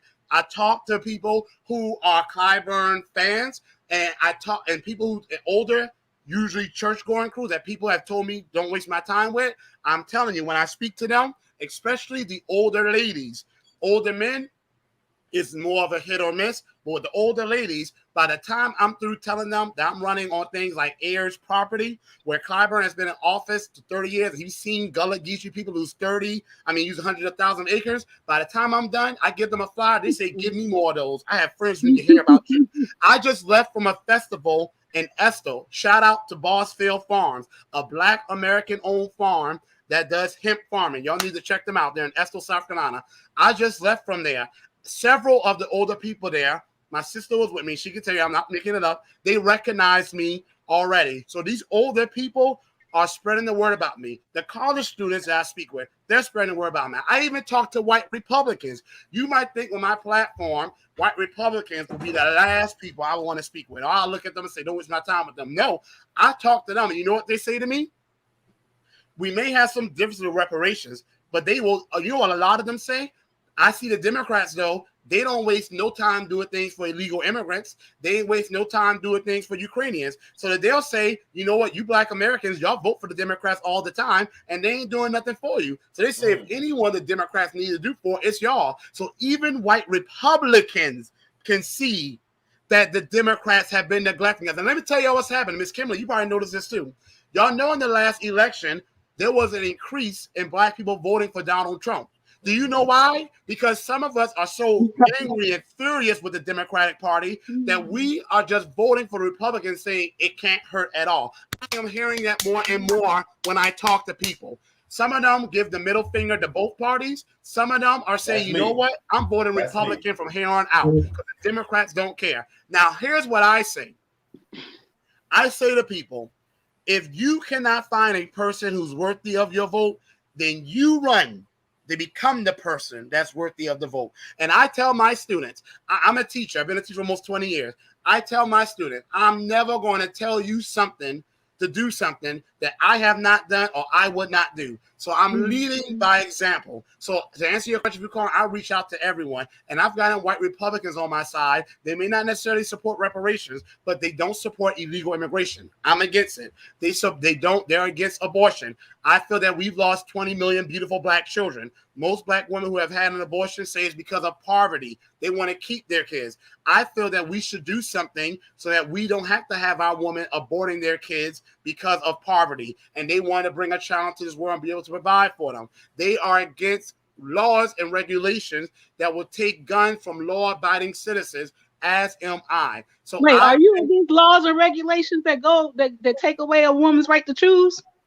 I am for substituting abortion with strong economic and family. No, but I'm talking about just on the right to choose. Hold on real quick. I want to answer Vaughn's question. So because the Republicans see that I am for protecting a beating heart, whether it's in the womb or out the womb, they see that I am for us having guns, especially Black Americans, because if any group in this nation needs to be well armed, it is us. And they see that I am against illegal immigration, and you do not reward someone who's committed a crime by giving them the thing that they should have obeyed the law to do. I have been getting support from them as well. So some people have asked me, why am I running as a Democrat? Well, here's why. One, I'm a Black American. I can run as whatever the hell I choose, but I don't have to explain nothing to anyone who asks me because I have my own mind why I'm doing this. But I also say to people, my great-grandparents, my grandparents, my parents, not say my mother, she doesn't get involved in politics, have all been voting Democrats for their entire life, and we have only fallen further to the bottom. This party owes my people. Now, I can't get what we're owed outside, so I got to go in and get what they're owed. They owe us a debt for putting them in power, and God damn it, they're going to pay that debt that they owe my people. So they might as well get used to me because I'm coming. Now here's the other thing. Here's the other thing that I want to say to you that was told to me by an older cat here in Douglasville, who was heavy into politics when I was helping somebody win their election. The person that knocks on the most doors wins elections. Period. Now, the one thing I love that you said is that you're talking to everybody, because the crazy thing about it is the people that they saying don't talk to them, you might be able to get 2 out of 10 out of them to actually swing your vote. And you might be able to convince the other 8 not to vote, period, which is actually great. And in your instance, because this is what I didn't check, is there actually a Republican going up against him? There's two Black Republicans. And let me tell you, the Democrats, if they're going to get slaughtered, and you know what? They're going to deserve it because they've had ample opportunities to do things specifically for Black Americans to stop us from cratering to the bottom, to repair the specific damage that has been done to us. No other group has gone through all the stuff we've gone through, yet they're bleeding hearts for Ukrainians. They're going to bring Ukrainians over here and give them housing, while Black Americans are over 55% of those without a home. So here's what's happening. These Black Republicans are getting traction from my district, which is majority Black. It's scary to see, but it's happening. Now, I also have another Democratic challenger. He's a doctor, and here's the thing where we all agree. All of us, Duke Buckner, Sonia Morris, Dr. Addison, we all agree, and that Clyburn has had 30 years. I'm a teacher.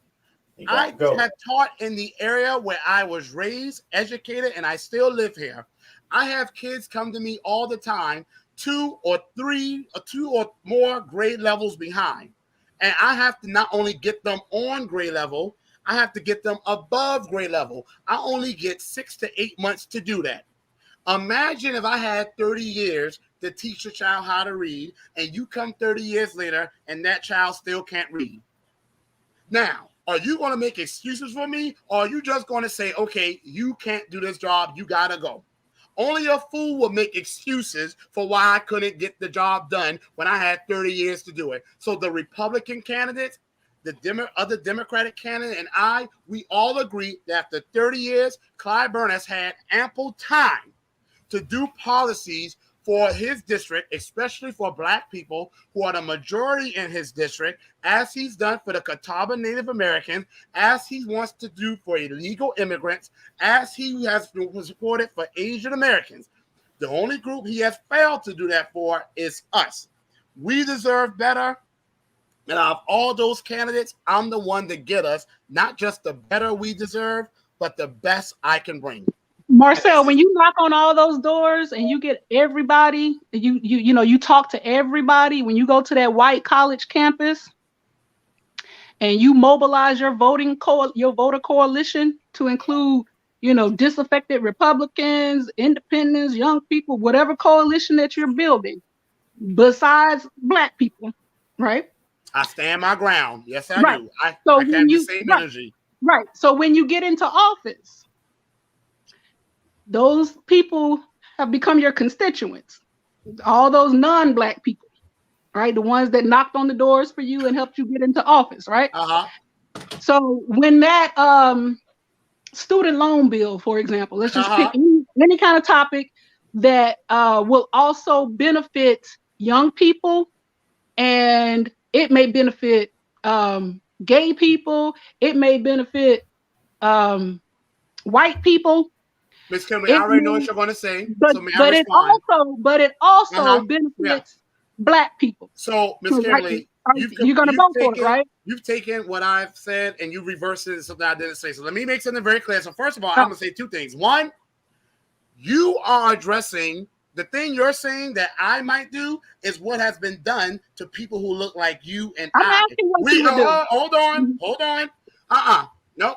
This is something that and let me tell you, the same Marcel you get here, this is exact, and you can ask people who have been on the streets with me. I am just like this when I'm in front of a white Republican or when I'm in front of a woman who's old enough to be my great grandmother. I bring the same energy because it's all about education. Let me say this. You talk about me not supporting bills because they might help other groups that are not freedmen. Because when we say Black Americans, I need to be specific on which Black Americans I'm talking about. I'm talking about descendants of people who were enslaved by the American government. Okay, I'm not talking about all Black immigrants.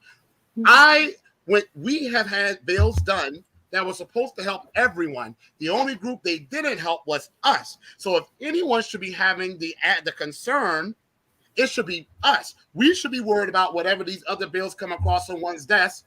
Are they going to benefit us? Because historically speaking, these bills that were supposed to benefit everyone end up benefiting everyone except us.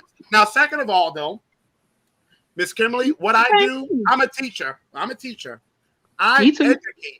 I let people see how Black America being so impoverished and being to the bottom has hurt all Americans. And again, when Black America tide rises, all boats are lifted. The funny thing is, I've spoken with Republicans who may not even agree with reparations, but even they can see that what I am saying makes sense. They can get the concept that united, if we are not all standing united, then we are all bound to fall. So I don't have to modify my message. I don't pander to any group. When I go in front of anyone, I stand my ground.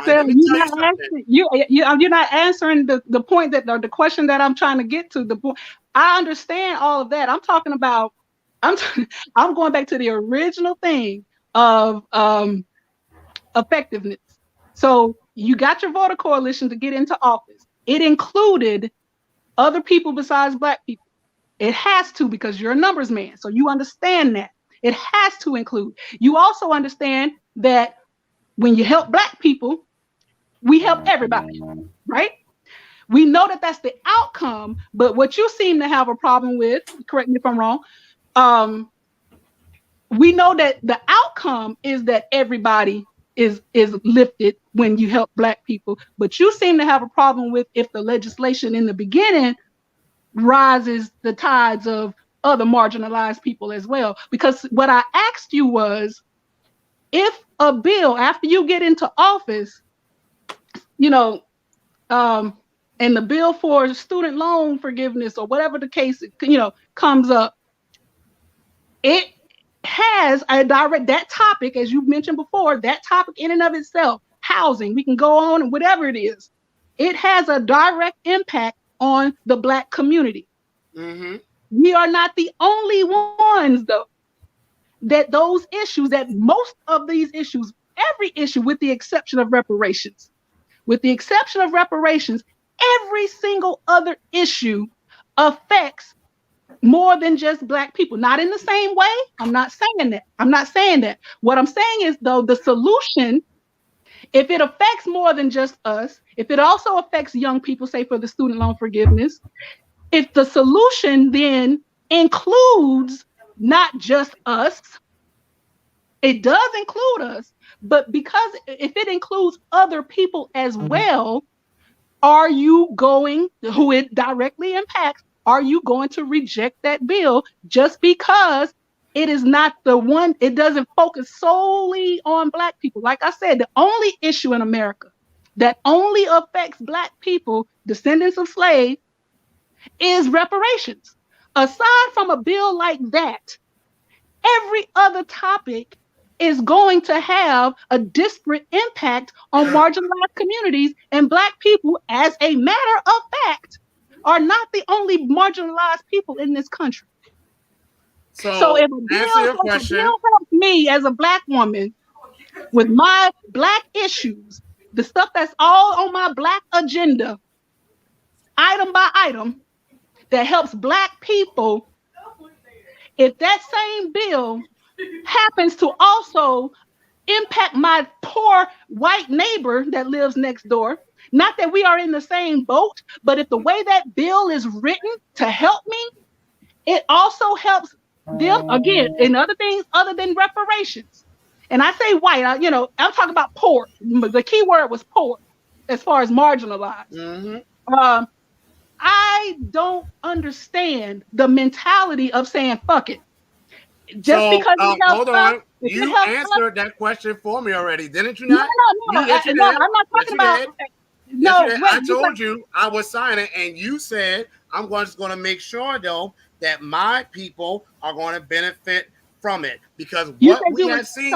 Hold on, he said he was signing. Okay, I said at the beginning. You went into keep something else. I keep never heard going you say on you about this, signing. and I keep telling you. I said I would sign it, but you said it for me, and I pointed to you. I said, you got it. I said, I'm going to make sure that my people will indeed benefit, because what you keep saying is what has been done to us. We have had bills after bills after bills after bills in this country that were supposed to benefit everyone, and yet who is still lingering to the bottom? It is Black Americans. So, hold on. You keep talking about outside of reparations, the only issue that really everything else includes Black Americans. No, wrong, wrong. It is not every other marginalized community that is over 55% of the homeless. That is Black Americans. It is not every no, sorry.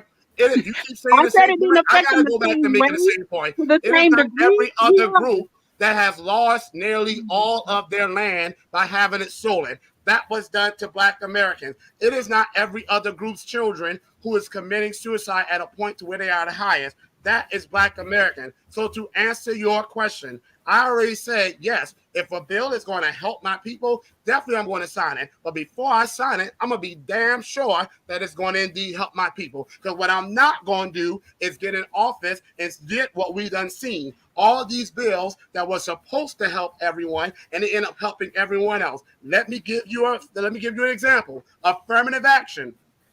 Affirmative action was supposed to help all the marginalized groups that you're so worried about. Instead, it's helped white women. 6 to 7 million white women. 6 to 7 million white women has six-figure salaries because of affirmative action, while Black America, you keep talking about marginalized groups. Let me give you an example how these other marginalized groups are doing better than us. A poor white high school dropout has more wealth than a college-educated Black professional. So you worry about these other marginalized groups, and these other marginalized groups are doing better than us. So instead of you being so worried about whether I will support a bill, instead of you being worried about whether I will support a bill that is going to help everyone, and me perhaps not supporting it because it won't just help my people. You need to be worried about why have we been for decades having politicians who look like us support bills that were supposed to help everyone, including us, Now, and let help me stop you everyone because except you us. Wait a minute, wait a characterized my minute, whole wait a position. minute, First wait a of all, I minute, was wait a minute, agreeing with wait a you. minute, Hold Kimberly, on, no, Kimberly. Jerome, because you Whoa. the reason you're part of the reason why. Okay, go ahead, man. Let her finish. Let her finish. No, let her finish. My man, go ahead. Let me Go ahead. just say, Marcel, Let her I don't finish. Get your point worried out. about that's real disparaging, as if that I'm so worried about them that I'm not worried about my people. That is not what I'm talking about. That's not the point of view that I'm coming from. My point of view, which I expressed on social media when I got invited to this thing, was the all or nothing mentality. And so I was just I was just strictly trying to see if once you get into office, because there are some people out here who have the plan of, if it don't help us only,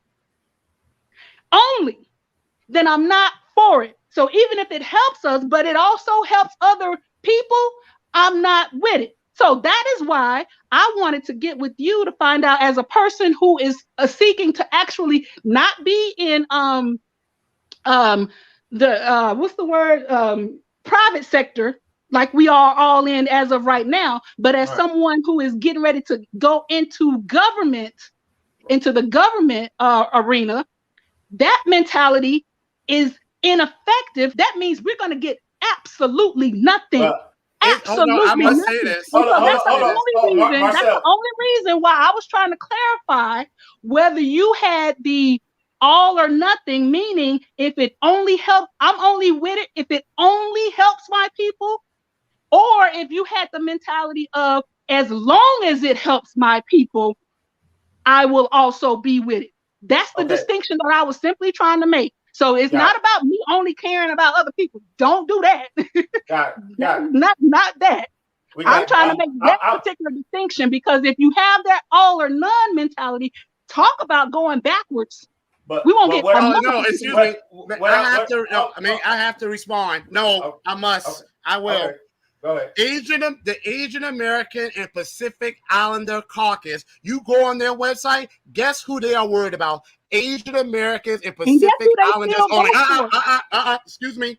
The Hispanic Caucus. You go on their website. Guess about whom they're only concerned about? The Hispanic community, not the Afro Latinos either, just the white looking Hispanics, but that's a whole other conversation.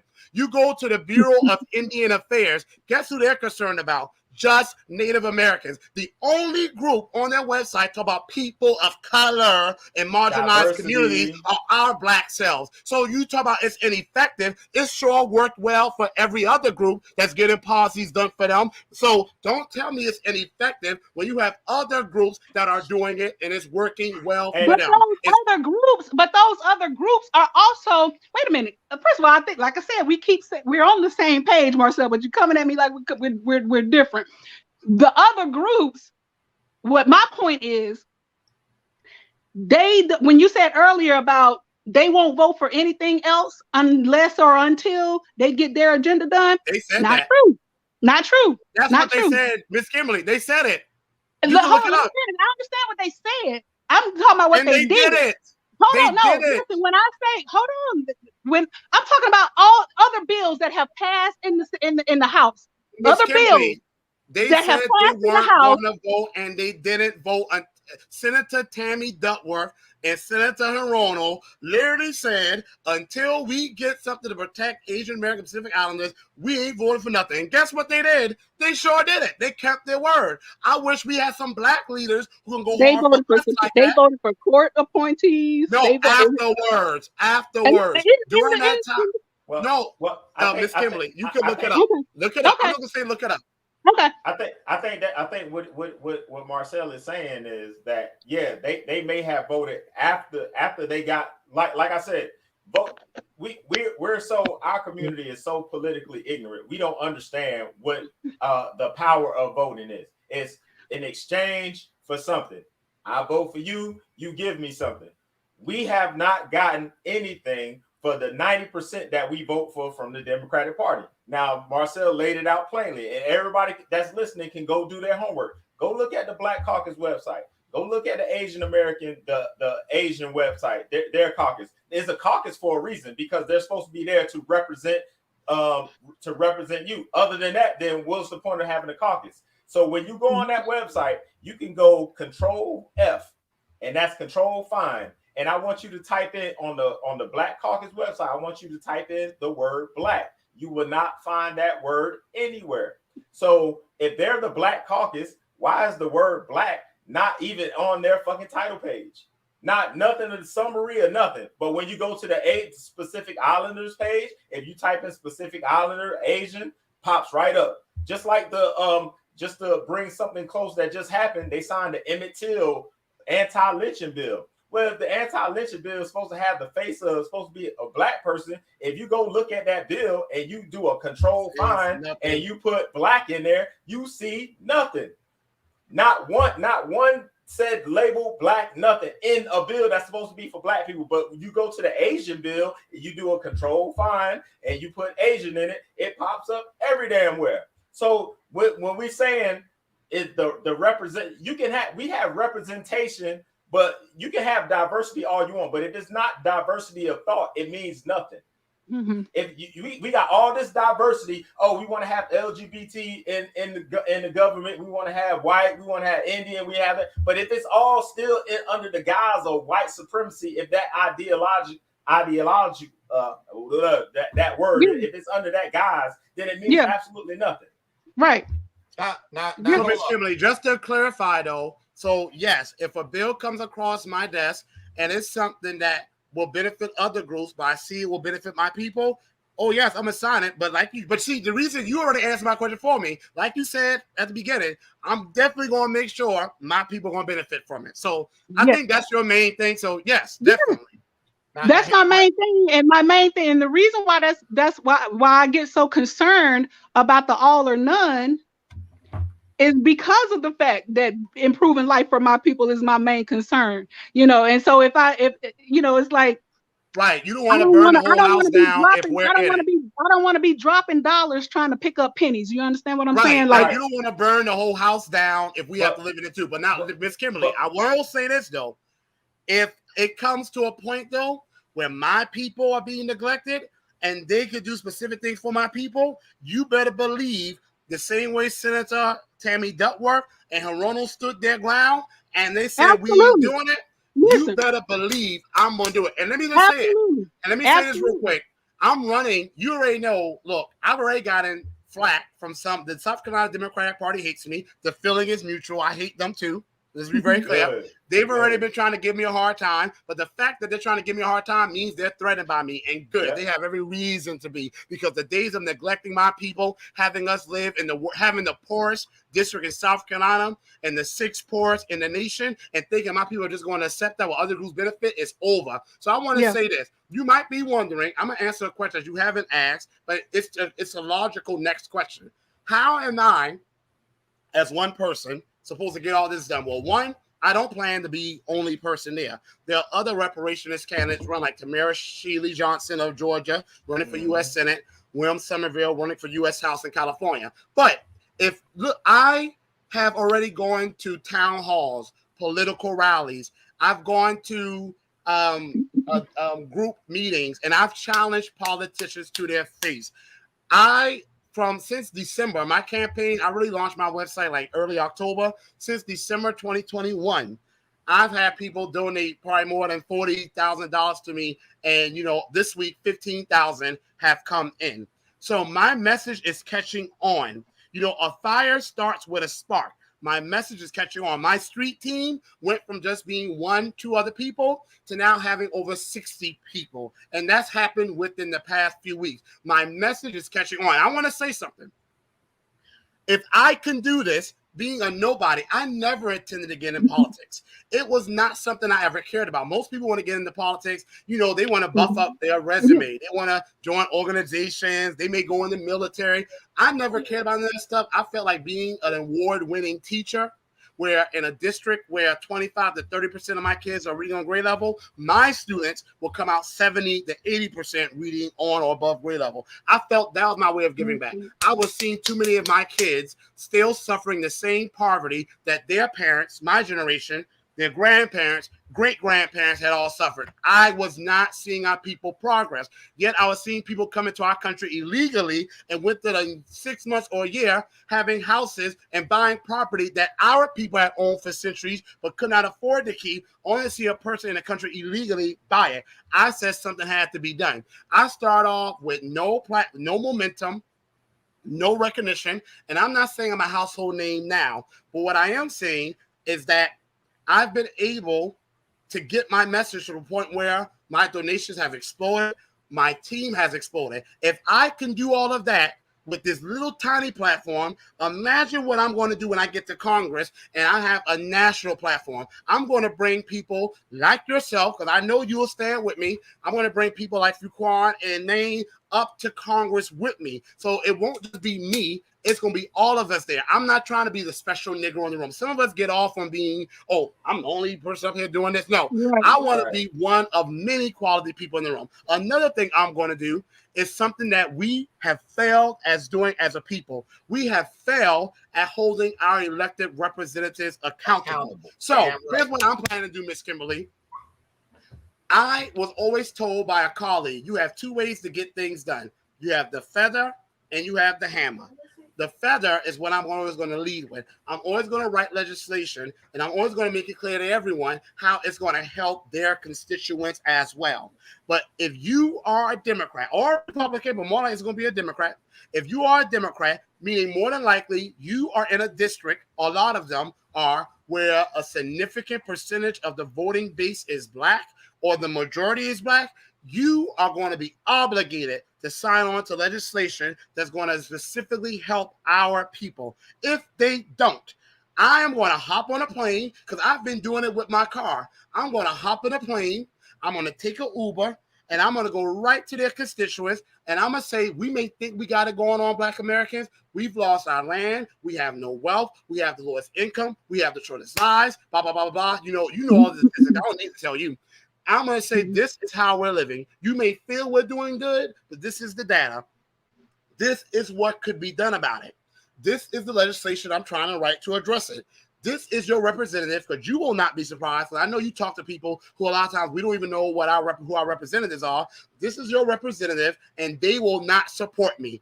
Ask them why. We have failed to hold our politicians accountable. I want to usher in the generation where Black Americans were showing up at their politicians' offices with pitchforks. That's a figurative statement, because Clyburn may take this clip and say, oh, he's calling for violence. I'm ushering in accountability. So if I can get people, because Clyburn knows about me, he won't mention me because he knows he'll be helping me out if he does that. But trust me, his team, they are showing up. I ain't seen his team around here in all these years. Now I'm seeing more of his team than I've ever seen before. Something has them worried. I wonder what that might be. So my thing is this. If just little old me can get someone like Clyburn, who's the third most powerful politician right now in D.C. and probably the most powerful Black politician in America, if little old me with my little small platform can get his attention and get him to at least act like he wants to do something for us, imagine what I can do with a larger platform for our people. So pressure works, and it always starts with one person. The largest tree started with a small seed. Now, Marcel, being at Ugeechee, do you have any type of contact with Kwame Brown? Okay. No, I do not. He's from the Sea Islands in the Geechee Gullah region of Georgia. Okay. So he's down in Brunswick, which is not far from me, but I don't know how to reach out to him. What I always tell people, if there's anyone you think will be of benefit for me to speak with, I speak to all people. I done been on conservative platforms. No, here's the reason why I asked you that, because I figured that when you start talking about the Geechee culture, he may have family where you are. So yeah, I'm sure. If he has family where you are, I have a way to get in contact with him, but I was working on that before the show started, but I think he changed his number. So what I'm going to do you know who Angela Stanton King is? Yes. Okay. I have a direct connect with her. Mm-hmm. So my objective is get you in contact with her, which will probably get you in contact with Kwame Brown. That way you can get those types of numbers and that group, because right about now, I've always learned that when it comes to social media, it's not easy to transform those, just your platform, to people actually going out to vote. Now, yes, it's a challenge. But I think the shift is, like you said, the younger people. So for you, I know you probably on every platform. You're probably on TikTok. You probably on Twitter and all of that. First and foremost, if you haven't already gotten it, you need a hashtag against Clyburn. Clyburn has to go, something like that, and get that going. Make that shit pop. Because if you start making that pop and people start posting it, now people searching for it. Go ahead. We have one real quick, and it's called, we're trying to get the other Democratic candidate, Dr. Addison, and I, we've both taken a vow that if there's any fair debate, not some that's trying to sell to make Clyburn look like a golden child, if we notice that, we're not going. But we both said if there's any fair debate, he and I made a vow to appear before the people of South Carolina's 6th Congressional District. Clyburn is the only candidate who will not make that vow, and yet he's the only candidate who has been representing us for 30 years. Why does he feel he does not have to stand up and defend his record and make the case to the people of South Carolina that he is the best candidate? You are not entitled to people's votes. So we have one saying Clyburn, debate Marcel, that we've been trying to get going. None of the local media stations are covering it. The Post and Courier is not covering it. The state newspaper is not covering it. WTOC in Savannah is not covering it because that's our market. WSAV Savannah is not covering it. We are trying to let the people know that Clyburn, he works for us. We don't work for him. So that's the hashtag we're trying to get going, to let them know that the other candidate and I, we vow to appear before a fair debate. Why is it Clyburn thinks he doesn't have to do the same? Because he's an established Democrat, and none of them do. Nancy Pelosi doesn't do it. None of them. They don't debate. We sent several emails to him.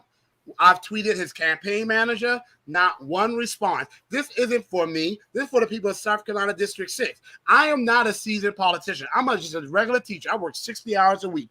I come home and then I work on my campaign. If anyone has more to lose by getting in front of an audience, unseasoned, inexperienced, it's me. You've been in this thing for 30 years. You know the ropes. So why would he be afraid? If your record is so good, he should be enthusiastic to get up in front of the people of South Carolina and say how good he's been. Why is Clyburn hiding? Where is Clyburn? Now, have you ever heard of Rashad Ritchie? Rashad? Have you ever heard of Rashad Ritchie? He's somebody here in Atlanta. You heard those young Turks? Those young Turks? I know the young Turks. So okay. He be with them. He just recently, maybe within the past year, started rocking with the young Turks. They trash. I can get you. They are. I can get you in contact with them too, because like right now, you need that platform for people to see your face amongst us. So when I think about that, I think about Rashad Ritchie. I think about Angela Stanton King, because she definitely has a following. I think about Dr. Boyce Watkins, because you need people to see like, yo, who is that cat? That's the move. Because one thing I can say, not my particular family, but most people have family in like South Carolina, North Carolina. So so if we reaching everybody and it's like, yo, if you got people in this area, make sure they get out and vote for him. Go ahead. Let me tell you what happened just now. Okay, when I went to the planning festival in Hampton, South Carolina, as soon as I stepped out the car, 2 people recognized me from social media. But here's the kicker. These weren't young millennials or Generation Zers. These were older ladies. They were like, oh, my grandson texted me a picture of you saying vote for this guy. And the other person was like, oh, I saw an interview with you on, what was the platform? On Dana with the Data. So you are right. It's like everyone, it's like 6 degrees of South Carolina, North Carolina. Everyone seems to have some family member that's in one of the Carolinas. So I'm glad to see that there are people who are really even doing the work. It can be scary. You can't always rely on social media momentum to transfer it to on the ground. But I just went to this festival and I told my sister, you see, I'm famous. I told you. I was joking, of course. But the fact is, this old lady went to me. It's like, oh, well, she's not that old. She wasn't old. She was like, oh, my nephew. It was her nephew, not her grandson. My nephew texted me a picture of you, and she recognized me because of the hat, because the same hat I have on is one of my flyers. So you're right, and I talk to everyone. I know Angela Stanton King is more of a Republican, I guess, but I talk to everyone because my attitude is, like Miss Kimberly was saying, I'm going to represent a diverse array of people. So I need to be able to speak with everyone. And I've gone on conservative platforms before. You can't even get Clyburn to come to, a debate and when he just has a finished record. I go to anyone who's willing to have a good faith discussion. So that's fine with me. What I'm saying is I'm gonna make sure Maine to give you my number. Just text me and say it's Marcel and we good, because I always tell people, hands down, my network is your network. It's always, if I rock with you, that's a given. So I'm gonna do everything in my power to get you in contact with the right people, because it's just about the right person seeing who you are. Once they connect with you, then the movement can happen, because there are so many podcasts, there are so many platforms. That's why in my mind right now, I can't get what's the name out of my head. I can't get Kwame Brown out of my head. I can't, because on YouTube, he has 400,000 subscribers. He's the voice of the people right now. And I would say for you, make sure you subscribe to his channel. And when he goes live, go in his comments. He looks at that shit. He is serious about that. And if you can get on there, that's like a step. This is how we really can rock out, because this is the way that it's supposed to be. We're supposed to be helping each other out like this. And in my personal opinion, you need to take Clyburn out, and my man Mark Baker here in Atlanta need to take David Scott out. Like, the old guard has to go. It needs to be a new generation of people coming in, because if not, the same thing is going to keep happening, which is absolutely fucking nothing. That's my thing. After 2020, and I'm going to close with this, y'all. After 2020, we saw the mass momentum, and I hate to call it the Black Lives Matter movement, because that organization I am not a supporter of, but I do support the movement. And we just knew that things were going to change. We just knew that they were going to start addressing issues specific to Black Americans when we saw worldwide protests supposedly in support of us. Now, to see that same year, Black American women, the rate of Black American women dying giving childbirth soared, to see that our net worth is still crashing, to see that 50% of our businesses shuttered immediately in light of COVID-19, to see that we're right back to business as usual, which is other groups advancing, and Black Americans who are owed the most and have done the most for this nation and have received the less of the wealth of this nation falling further to the bottom. It is unacceptable. But my point is, if this old guard has not been motivated to do policies specifically for us, but they show us time and time again, they could come to the rescue of every other group, cough Ukrainians, who are not Americans, who are not even members of the Northern Atlantic Transatlantic Organization, NATO. What is it going to take for us to wake up and see that they are never going to come through for us? We are literally in an existential crisis. The death rate that we are experiencing. Not saying we're going to go extinct as far as our lives go, but politically and economically, oh yes, we are almost to the point of no return, and they still won't act for us. It's almost like there's some unwritten rule where you cannot stand up and put forth policy for freedmen, Black Americans, who are owed the most redress. So that is unspoken. And you know why it's so unspoken? Because the reality of that environment, the reality of America, period, at this point, the way it is currently structured, especially historically, is if they do that, they know within themselves that they won't get reelected in order to keep doing things, whatever it is that the good.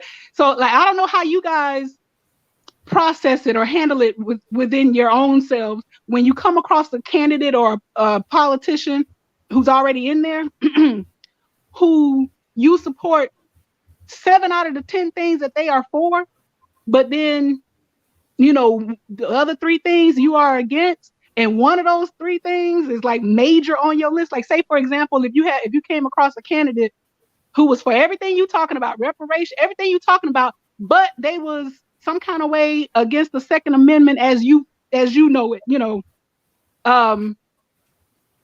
how would you struggle with that, or would you just be like, forget the Second Amendment, long as he with reparations?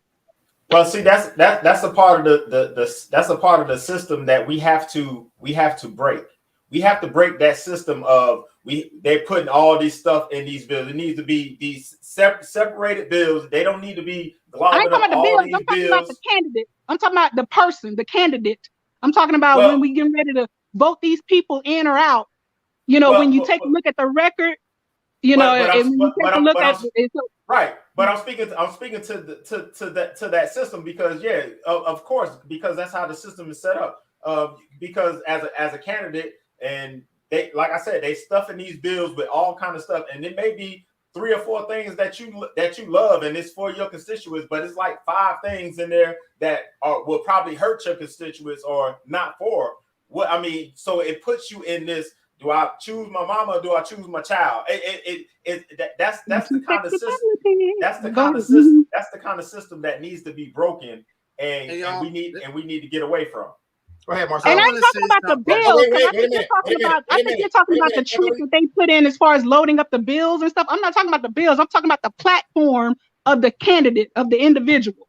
I'm talking about if the individuals say they are for this, for that, for this, for that. You have to prioritize what is most important. And for me, it is making sure that my people, when I say my people, my constituents are the people I represent. When I say my people, I'm going to say it unapologetically, like those Asian senators did, like the Hispanic caucus does. I'm talking about Black Americans, descendants of American slaves, known as freemen. I want to point out something real quick, y'all. And this will be my closing comment. There's a guy, Malcolm Nance. He gets on all these MSNBC news and all that stuff like that.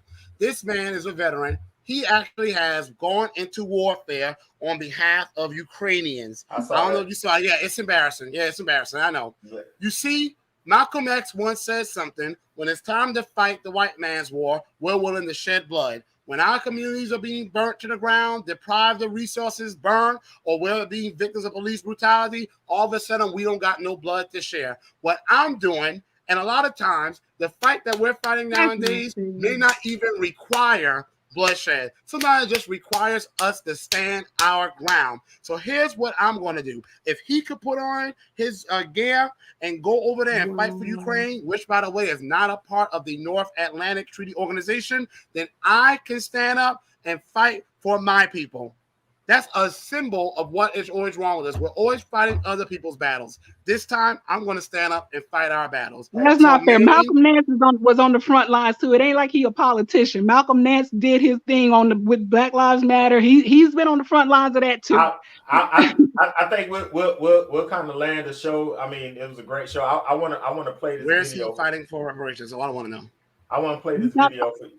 He's spoken on that as well. Speaking. You want to do what? I'm sorry. I didn't catch Speaking is not fighting for something. As much as he can do, look, he can talk. He's not in office. I really want people to pay attention to. He's in Ukraine and not here fighting for his brothers and sisters being killed by police officers. He's military. If there was a civil war going on, he needs to fight for us and being murdered by crooked police officers. So you want him to put on his gear, his military gear, and he's doing it for Ukrainians. He's doing it for Ukrainians. Gosh, he's doing it for Ukrainians. Come on now. Hey, I want everybody to be able to hear it because this long. I like this clip here. You've seen this, Marcel? Yeah. And I think a lot of people need to understand and listen to what he said. He tells the truth. The major party that is closest to the way you're thinking, to what you're thinking. You must show them that you're capable of not voting for them. If you don't show them you're capable of not voting for them, they don't have to listen to you. I promise you that. I worked within the Democratic Party. I didn't listen or have to listen to anything on the left while I was working in the Democratic Party because the left had nowhere to go. What the reason why he said what he said is so important because if anybody knows about Dr. Claude Anderson, he details this in his book. He says if we don't hold them accountable, if we don't vote as a block, we will fall. We're already third on the totem pole. We're gonna fall to the bottom of the totem pole because with this illegal immigration and all this stuff coming through, and they bring all these people in this country, we're gonna as black Americans, if we don't show them that we'll just stay from the polls. If y'all not gonna do something for us, because politics 101, voting 101 is vote for an exchange. It's an exchange. That's y'all all. Remember when Tavis Smiley said that? Remember when Tavis Smiley came out right after the Million Man March. It might have been an anniversary of, but the contract with Black America. Remember that with Tavis Smiley? He had a contract with Black America probably about 15 years ago or something like that. In that contract with Black America,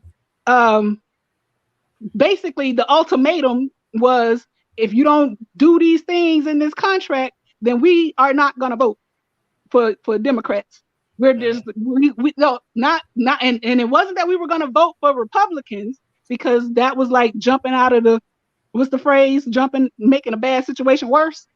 But that we was just not going to vote at all, as in a way to show that we was willing to not vote. You know, I guess that was his way of talking about holding them accountable, scaring them, like what Lawrence was talking about, letting them know, show them one good time that you won't vote for them. Y'all don't remember that?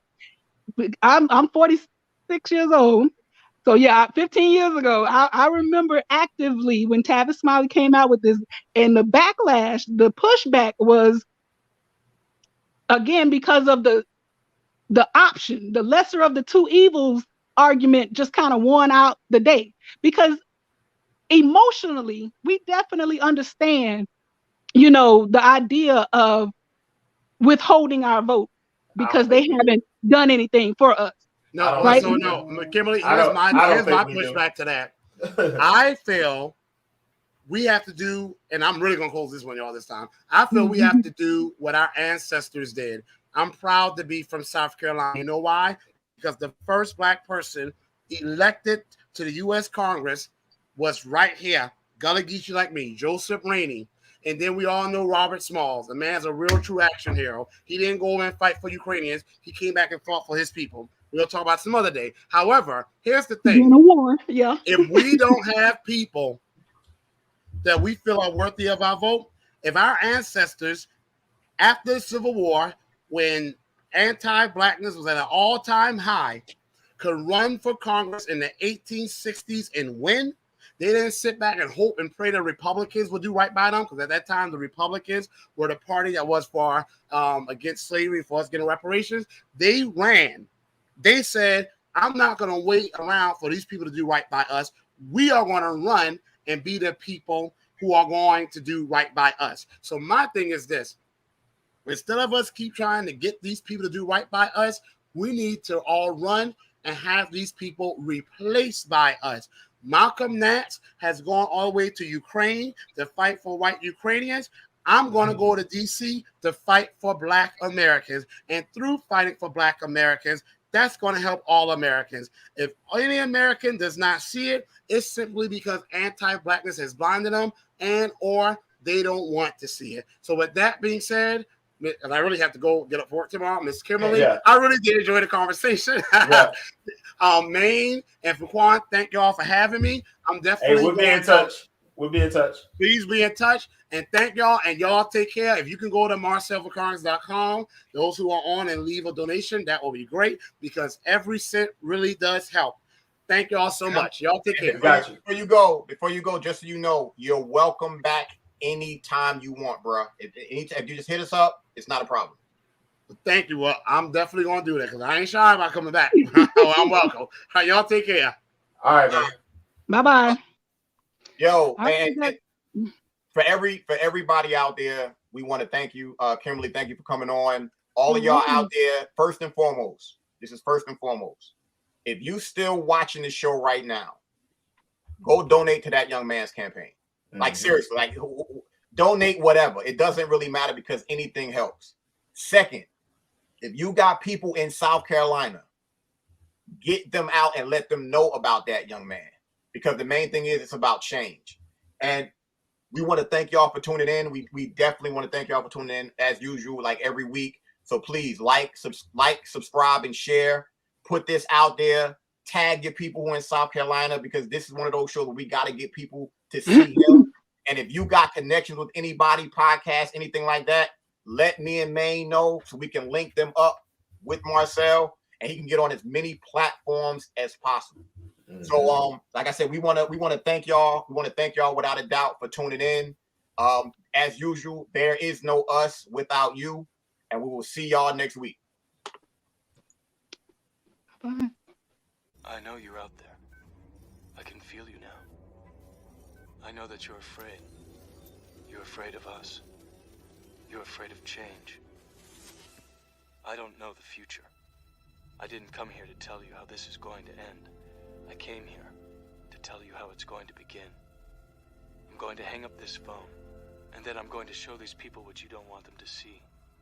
I'm going to show them a world without you.